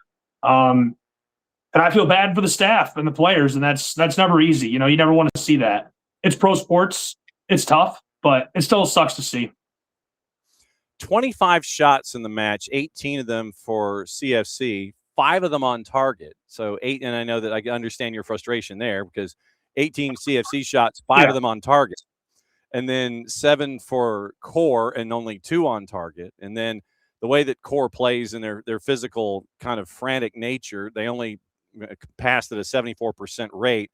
But because of that nature, Chattanooga only was able to complete at a 78% rate on the day. Those are percentages that you're used to seeing for clubs that think the ball has cooties and they don't want anything to do with it. But, you try to disrupt as much as Carolina Core does as a part of their DNA, and you kind of see the end result. 25 fouls called. You mentioned the physicality, 15 of them on core and 10 of them on CFC. And to get into the other element of this discussion that I wanted to get into, it has to do with the independent nature of clubs in MLS Next Pro. That's what you want. You wanted to have the affiliated clubs, but you also wanted to have the investment from the independents. You're getting that at core. You're getting that in Chattanooga. When it comes to Chattanooga, you've got a new office tower. I mean, it's like, the thing looks like the pagoda at the Indianapolis Motor Speedway with what they're doing to try and invest. You're seeing from the independent clubs the urgency of investment, I guess, is probably the lack of a better way to phrase it. And so in core specifically, we got to turn things around because we're an independent and we don't have other things to rely on, much like you're getting to see on a daily basis in Chattanooga with CFC. Yeah, let me put my Chattanooga cap on here for a minute, if I may. Just for a second. Very, very proud of the facility. The stability didn't rhyme on purpose, I promise. Stability, facility. The tenure of the club now, the 18th longest continually operating soccer club in America. Did you know there's 30 clubs in MLS? Did you know that? So that's a pretty crazy flex for Chattanooga Football Club. Like, that's pretty impressive. It's wild. It's changed so much in the last 5 years since I've been around. It has been a joy to be a part of, and I'm so proud of the Chat hooligans of the team and the city and what they represent, and it's been cool to be a part of. I think independent soccer like that is the future of where soccer is headed in America.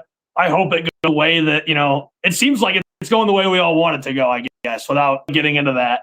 Things are growing quickly. The World Cup boom, I'm hoping, is coming right now. Carolina core, to pivot back to that and answer that question a little bit and address the investment, to get rid of the whole staff with such big names in U.S. soccer history, that is a cultural move. That is, we have a different philosophy here.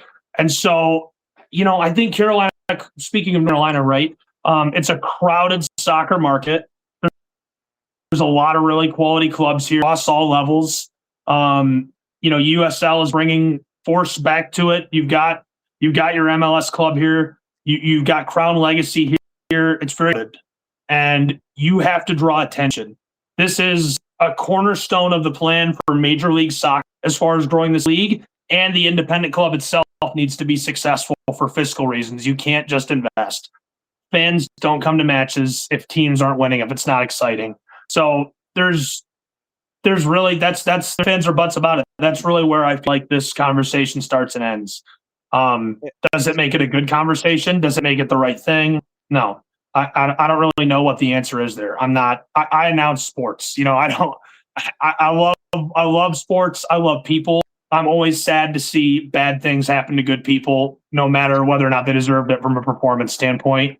That's the bitter side of sports, and it's what makes the stakes high and makes it fun to be a part of, is that there are stakes to it. But it doesn't make it a fun thing to watch happen to somebody. So I hate to see that for Carolina core, and I hope they continue to grow and build, because we need the soccer market to succeed. I think all of us want to see soccer in America continue to grow, and turnover can be good, but it always hurts no matter who it is up front. Yep, our Gabe Schray is in Greensboro for unrelated to the topic that kind of fell into our lap that I could bug him in a hotel room about. Chattanooga goes to Osceola Heritage Park coming up this weekend. You're the last game of the weekend, taking on OCB.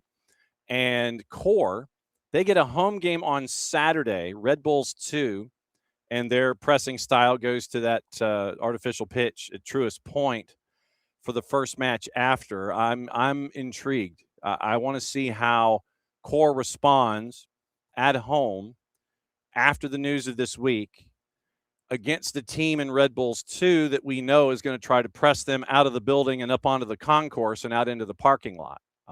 It's an interesting schedule quirk that Core has to sit through for their first match after having basically blown up their entire soccer front office. Yeah, I'm going to bring that up specifically. I don't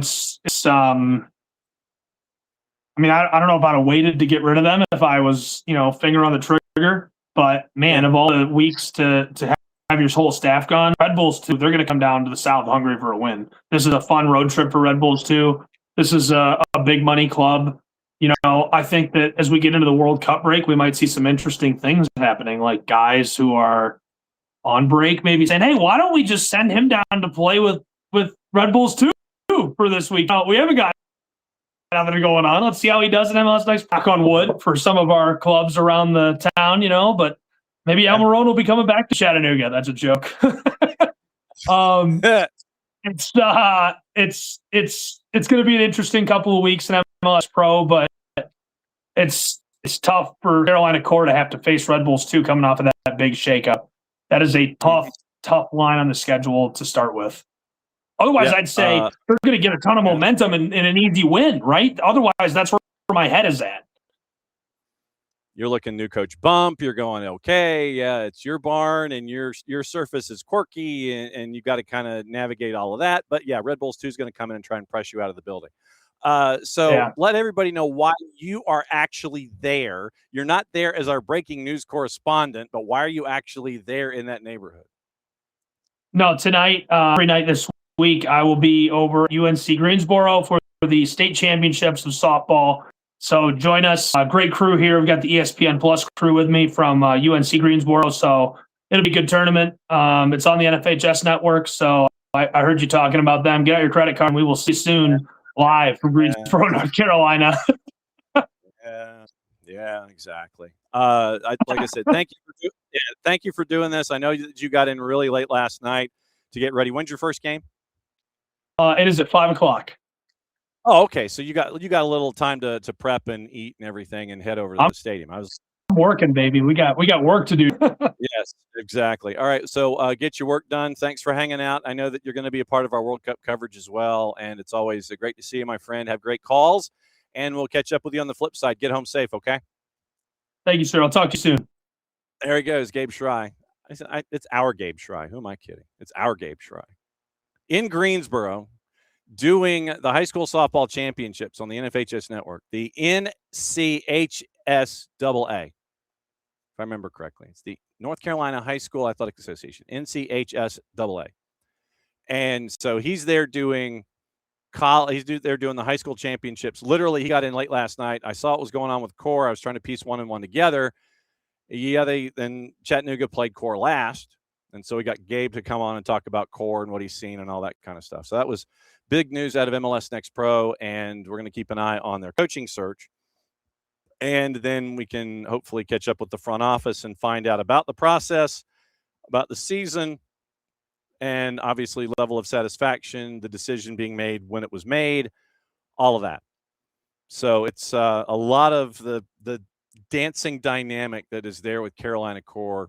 And we are also trying to pursue the story out of Spokane and catch up with folks at the Spokesman or the Spokesman Review, however you identify the newspaper out there, and find out about what's going on with Velocity and what happened with Zephyr as things continue to develop out there in USL League One. So there's a lot of stuff to get into on a bunch of different fronts when it comes to the news elements and everything.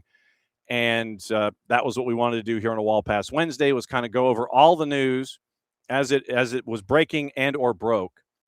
And we're able to kind of catch up and let you know what's going on with everything there. Teams are starting to release their Leagues Cup information. And it was announced this morning that Atlante is now in the tournament. And it was announced this morning that as a part of everything that's going on with Leagues Cup, Atlante, because of Mazatlan no longer existing and Atlante buying the license of Mazatlan, Atlante is now where Mazatlan was in Liga MX. So when you start seeing things like Atlante FC and you're going, well, where's Mazatlan? Mazatlan no longer exists. Well, in licensing form, they no longer exist. They played their last match at the Kraken in the Clausura, did not make the playoffs, and Atlante bought that license. And so since there is no promotion relegation right now in Liga MX, you kind of have to buy your way in.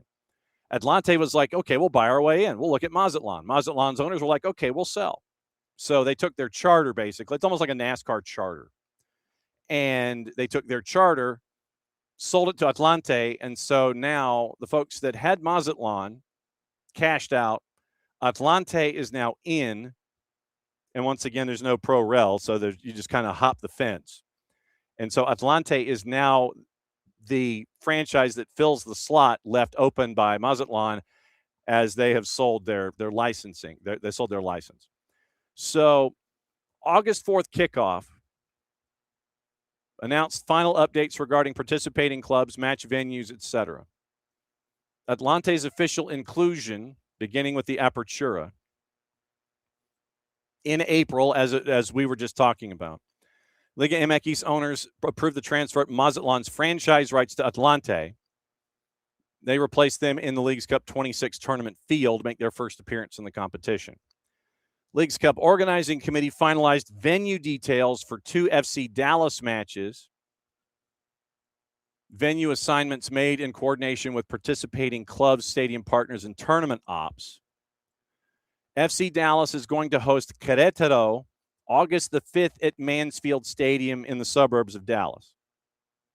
It's where they hold the Division II NCAA College Football Championship in Mansfield, Texas, which is where also the franchise in the USL is going to be playing in short order. So they're going to be playing in Mansfield also. I think it's the former Texoma franchise, which is now in League Two. As they continue to build, they're going to work their way back into Mansfield as their venue. So 7:30 August 5th, FC Dallas and Querétaro are going to be at Mansfield, Texas South Mansfield Stadium.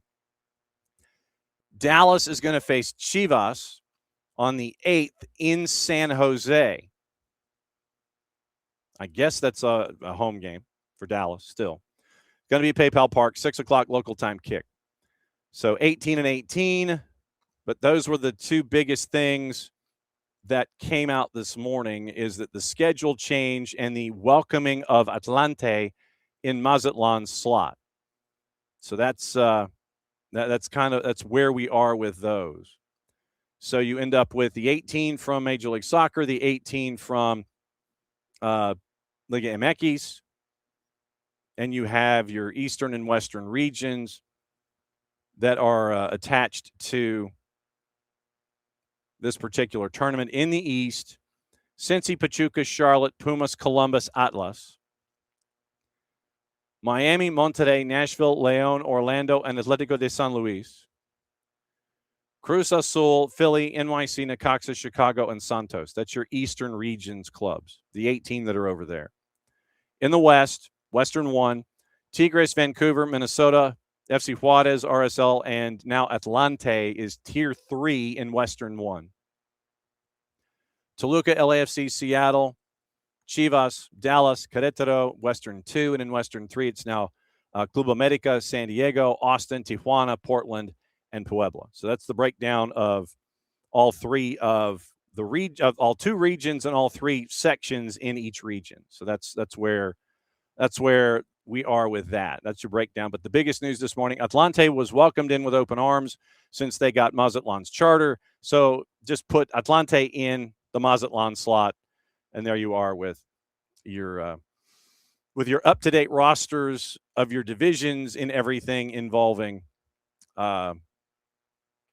Leagues Cup. So, of course, the computer decides it's going to time out and not give me what I want. An application error, which I severely doubt, but okay, cool, fine.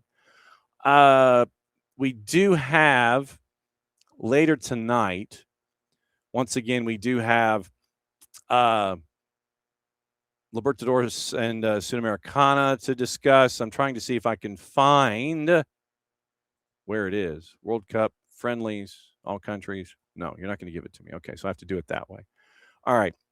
Gossip, rumor, and innuendo, what to watch, where to watch it, how to watch it. We'll get into that this morning.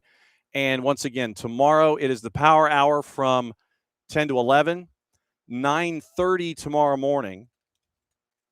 It is the head coach for Carolina Ascent as they are getting ready for their championship run, going to Lexington to take on Lexington and Lex SC. And so we're going to catch up with the Carolina Ascent side of things and find out what this season has been like at 9:30. Philip Poole's going to join us, head coach and GM of Ascent, and he's going to join us and talk about the season and talk about stuff. That's the official term. So one of the 2 teams, the road team in the USL, the Gainbridge Super League Championship, is going to be joining us at 9:30 tomorrow morning, Philip Poole, and then Nino and Nico at 10 and 10:30 in the Power Hour to get us moving on a Thursday. So it'll be good to catch up with Coach, because last time I think I did an interview with him, I was sitting in the back of a car in Apalachicola, Florida, trying to get content while I was at the beach. Jeremy Frimpong got left out of the World Cup 26 squad. Crescenzio Somerville got selected. So the Netherlands squad. Flecken, Robin Roofs of Sunderland, and Bart Verbruggen. Defenders, Nathan Ake, Denzel Dumfries, Jorel Hato, Jurrien Timber, Jan-Paul van Hecke, Mickey van de Ven, and Virgil van Dijk. Midfielders, De Jong, De Roon, Gravenberg, Koop Miners, Tiani Reinders, Guus Thiel at PSV, Quentin Timber, and Mats Wiefer. Forwards, Brian Brobby, Memphis Depay, Cody Gakpo, Justin Kluivert, Noah Lang from Galatasaray, Daniel Malen, Crescenzio Somerville, and Wout Weghorst. So that's your Netherlands rundown of the layout this morning. So gossip, rumor, and innuendo, once again, from our friends at the Four Letter.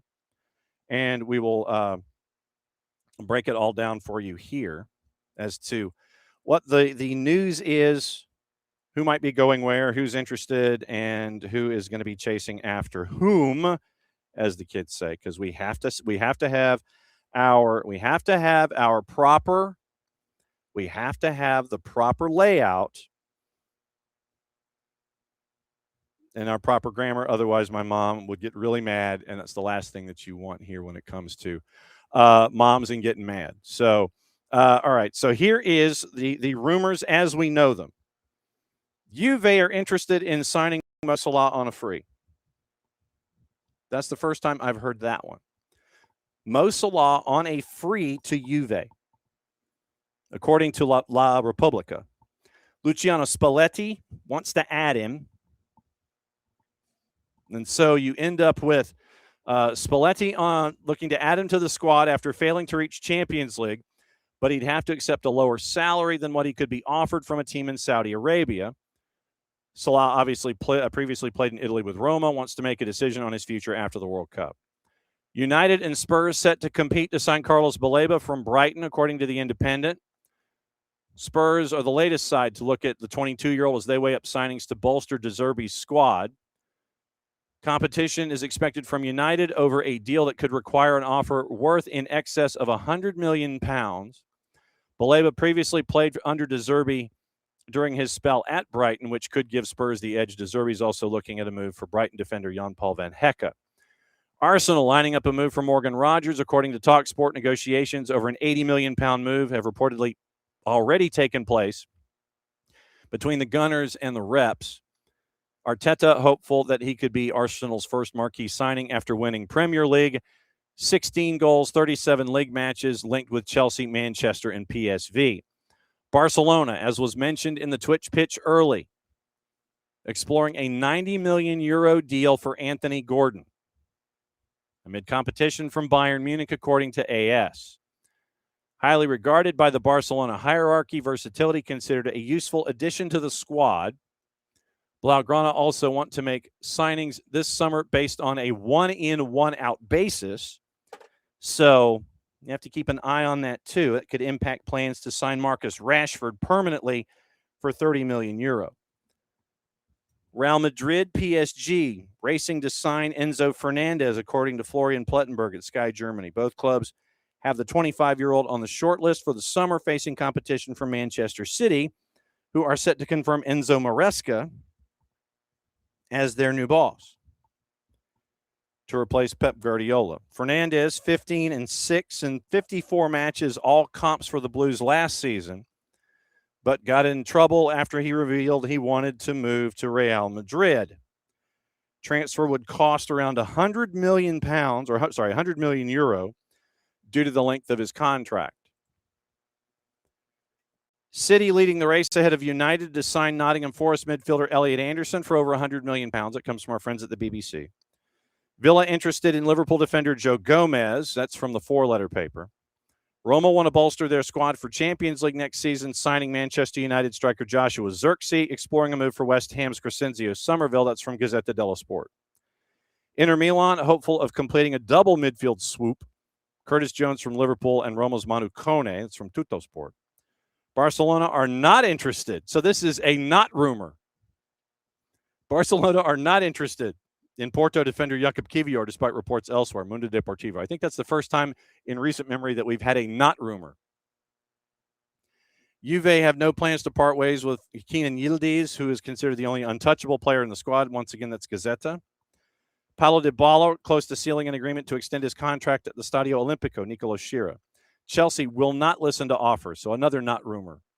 Not listen to offers for Joao Pedro linked with Barcelona, even if a world record 230 million euro bid is made. That's from our buddy Ben Jacobs. Brentford have made an offer worth 45 million euro to sign Cologne winger Said El Mallah.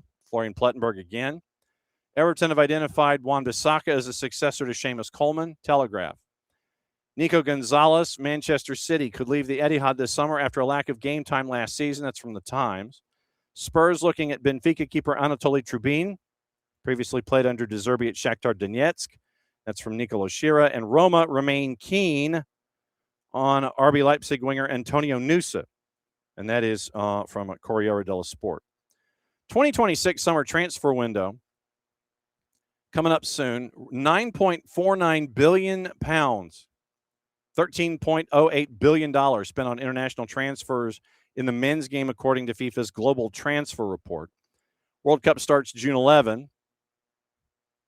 You can still sign free agent players after the deadline as long as they're not officially attached to any club. Premier League window, June 15, September 1st. La Liga, July 1st, September 1st. Serie A, June 29th, September 1st. Bundesliga, July 1st, August 31st. Ligue 1, July 1st, August 31st. WSL, June 18, September 3rd. MLS, July 13, September 2nd. Liga MX, July 2nd, September 11. Eredivisie, June 22nd to September 2. Portugal, July 1 to September 15. Saudi Arabia, July 22nd to October 12th. And Turkey, June 22nd to September 4th. So those are your transfer windows. Those are your transfer windows for any and all of the clubs that are up and around, coming up here in short order. And this is also what happens when you have a show that does not end directly at 11 o'clock. Sometimes you get to go developing stories and broken news. If I could find it. Where is it? I think I probably spirited past it, but I'm looking for a particular drop. And, of course, I can't find the silly thing, which probably means it's all the way down at the bottom, and it's buried, so I can't play the thing appropriately. It's like I'm looking through all of the goals that I have here, all of the stuff. Seriously, let me guess, you're going to be up at the top where I can't find you and where I didn't see you and just kind of went zooming right past, basically, is what you're telling me. Are you telling me this? You're telling me this, or that I didn't load it? I thought I'd loaded this. Ah, screw it. Anyway, let's go here the old-fashioned way.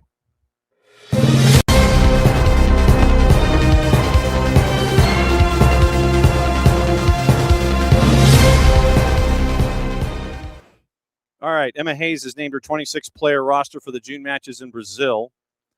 Triple Espresso frontline reunited for the first time since the gold medal game in 24. Trinity Rodman, Sophia Wilson, Mallory Swanson last played together August 10, 2024. Roster, no first-time call-ups, but Croy Bethune and Riley Jackson return. Facing the hosts of the 27 World Cup June 6th at Neoquímica Arena in Sao Paulo. June 9th at the Arena Castelao in Fortaleza. Westwood 1. U.S. currently second in the rankings. Brazil is 6th. Keepers, Claudia Dickey, Mandy McGlynn, Fallon Tullis-Joyce. 8 defenders, Tierna Davidson, Emily Fox, Avery Patterson, Lily Real, Tara Rudd, Emily Sonnet, Giselle Thompson, Kennedy Wesley. Midfielders, Croy Bethune, Lindsay Heaps, Claire Hutton, Riley Jackson, Rose Lavelle, Olivia Moultrie, Jaden Shaw, Lily Johannes. Forwards, Michelle Cooper, Trinity Rodman, Emma Sears, Allie Sentner, Mallory Swanson, Alyssa Thompson, Sophia Wilson. If Swanson plays June 6, 604 days between national team appearances, 103 caps, 38 goals, 17th all-time on the USA's all-time goal scorer list at the age of 28. Should she play in Sao Paulo at 665 days since the 2024 gold medal game? Back in April, Sophia Wilson made her first WNT roster in 15 months. Wilson's the 18th mother to play for the WNT. Should Mallory Swanson see game action, she would be 19.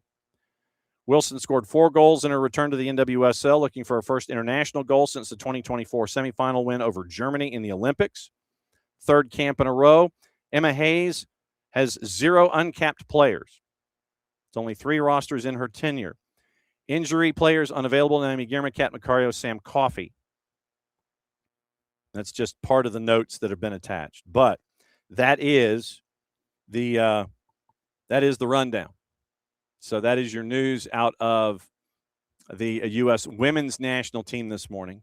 All right, now I'm bugged. Now I'm truly bugged.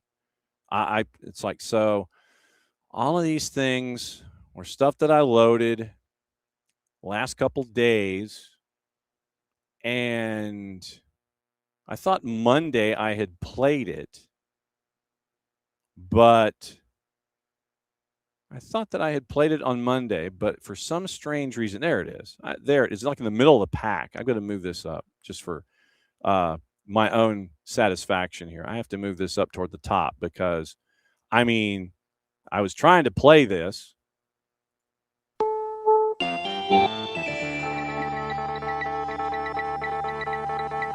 was trying to find that, but I didn't find it in time. So anyway, played the old open. Oh, Bent co-founder, whatever you think you are. What is an AI viewer anyway? Seriously, what is an AI viewer? I'd love to know. And for those of you kind of watching for the first time, whenever we see a bot, first thing we do is we take care of the bot. I mean, I could be in the middle of a rant. I see a bot. I'm stopping. Viewer solicitation. If I could spell solicitation. Solicitation. B-O-T. 23 characters. Submit report. Boom. Thank you for submitting your report. Yeah, a lot of folks are heads-up producers here, and if they see a bot, they report it, and then I go on and blow it out. Morning, David. Morning, Alex. Morning, Badger. Glad to have you back. Morning, Ropes. Let's see. Who else is here this morning? Oh, yeah, me and my big link. Morning, Ricky. Ricky really thought we were going to have a Robinson-Campbell backline at this World Cup at one point in time. Yeah, I know. The way that George was on the upswing, I'm hoping that his time in the championship will help in that regard to get him into camps at least. I'd like to see him in camps to see how he interacts. Also, morning, David. So, and Danny eating bagels tonight. Good morning. Glad you're here. Morning, Ricky. Morning, Alex. And that's where we are with the folks in the Twitch pitch, not to mention the folks that are just kind of watching and hanging out. However you are accessing us, it's really, really pleased and pleasured to have you here. So, yeah, 5 Gotham players named to the roster for Brazil. Claudia Dickey named for Lorraine. Avery Patterson named for Dash. And that is, okay, so we mentioned those two. Sears mentioned for Racing Louisville. And Evander named Player of the Month for MLS for May of 2026. Understandably so. There's your Atlante news. There's your PayPal Park news. 3 Kansas City current players were named once again to the women's national team call-up. Earlier, we got to get into what to watch, where to watch it, and how to watch it. Brought to us by our friends at Fanati's, fntz.co/soccer down here. That link is important. Helps them, helps us, and it helps you for all of the things. If you wanted to watch Libertadores and or Sudamericana tonight, you could do that on Fanati's because you get all the BNs, and BN has one of the things that is there. You get Libertadores and Sudamericana. You get all of the BNs. You get everything involving CAF, the African qualifiers, AFCON, World Cup qualifiers. It's all there. Champions League. You got to see Mamelodi Sundowns winning the Champions League this past weekend. You get that. You get a CDO from Chile. You get Liga 1 Max Pro out of Peru. You get TV out of Venezuela if you want to add it. But if you have cable here locally and you have the Spanish-speaking package, you can watch it for free. Then you also get ties to Tigo Sports. You get ties to CATV. You get to watch the Copa Argentina on TEC. TEC, once again, with their great coverage of everything after Libertadores and Sudamericana matches are over. They have their coverage in La Noche, mandatory viewing. So you can get all of that at Fanatis at fntz.co/soccer down here. You have later today, BN, Libertadores and Sudamericana on BN. Conference League final, Crystal Palace and Rayo Vallecano at 3 o'clock. USL Championship, Sporting Jackson, San Antonio is at 7:30. BN and Espanol simulcasting Libertadores. 2-NA simulcasting Conference League. ESPN Plus has 2 League One matchups and the USL Cup with El Paso and AV Alta. Paramount Plus has the USL Championship match with Sporting and San Antonio. Women's soccer DAZN here in the U.S. Spanish Liga Femenil. It is Barcelona and Real Sociedad. That is at 1 o'clock. I'm trying to see if there's anything else, any other piece of news that we might have missed while we were flying around.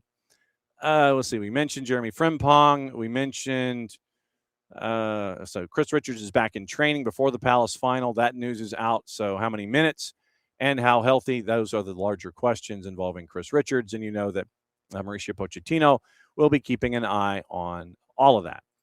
Also, it was, let's see, we mentioned Nuno.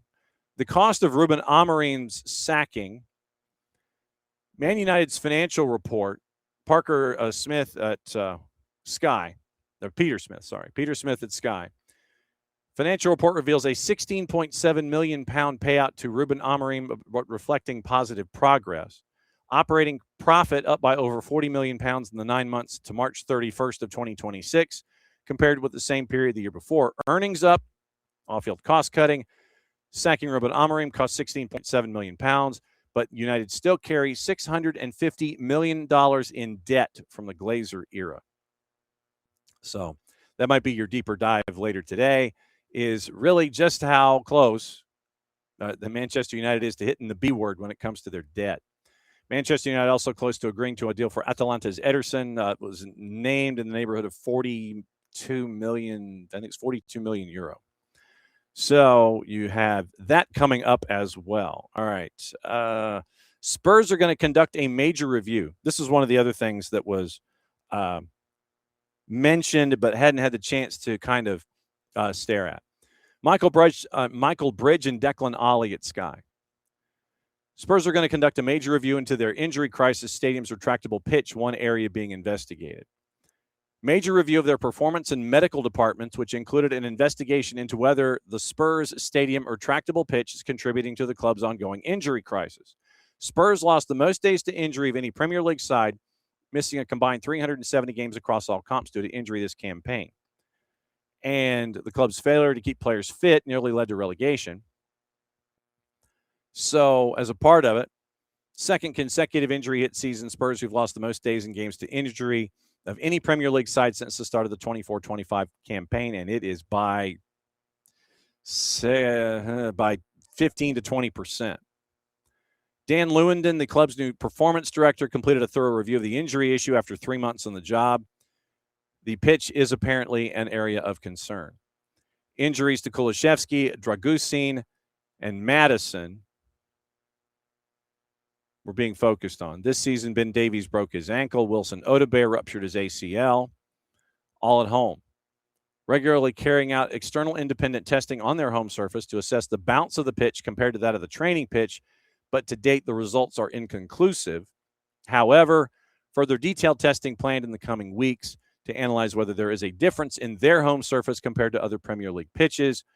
Spurs investigation comes with Real Madrid's new retractable pitch in the spotlight. Bernabeu, since it reopened, they have suffered a spate of ACL injuries themselves. Now they're going to introduce a new system to combat injuries. Significant focus on raising standards across medical and performance, according to non-executive chair Peter Charrington. The review is understood to have uncovered structural issues within the performance setup of the club, belief that there is a lack of integration, communication, and shared decision-making, which has led to injuries and injury recurrences. So, higher level of support for players individually is wanted by De Zerbi, which prompted Lewandon to build a small team approach, 6 players assigned to a physio, higher quality programming, better decisions around training design and physical preparation. So keep an eye on that, Spurs fans. Going forward, when it comes to the injuries and the treatment of same. So keep an eye on all of that. Once again, tomorrow we catch up with Philip Poole at 9:30, head coach and general manager, Carolina Ascent, as they prep for a championship, getting ready to hit the road to take on Lexington in Lexington for the Gainbridge Super League final. We are also efforting, in the interest of equal time, catching up with Lex SC as well. Power Hour, 10 and 10:30 to get you through your Thursday. So that is what we know here on a Wednesday. Thanks to Gabe Schray. Thanks to Dylan Butler. Thanks to all of y'all for hanging out with us as you always do here on SDH AM. This will be available in audio form later on. You can catch your favorite show and your segments, and we'll break it all down for you that way as to how things are going here in the world of soccer. USMNT is supposed to hit the pitch. They have not done so as of yet down in Fayetteville. So we'll keep an eye on all that and have the reports for you as we go. We get closer and closer and closer to this cup that the world is chasing after here on short order on SDH AM. Thanks for being the part of SDH AM that you are, for everybody here, to all of you there. Mucho platiol, play it safe. And since it is the end of the show, that means I get to do this. Back at it again tomorrow morning, 9:05. We'll see you then.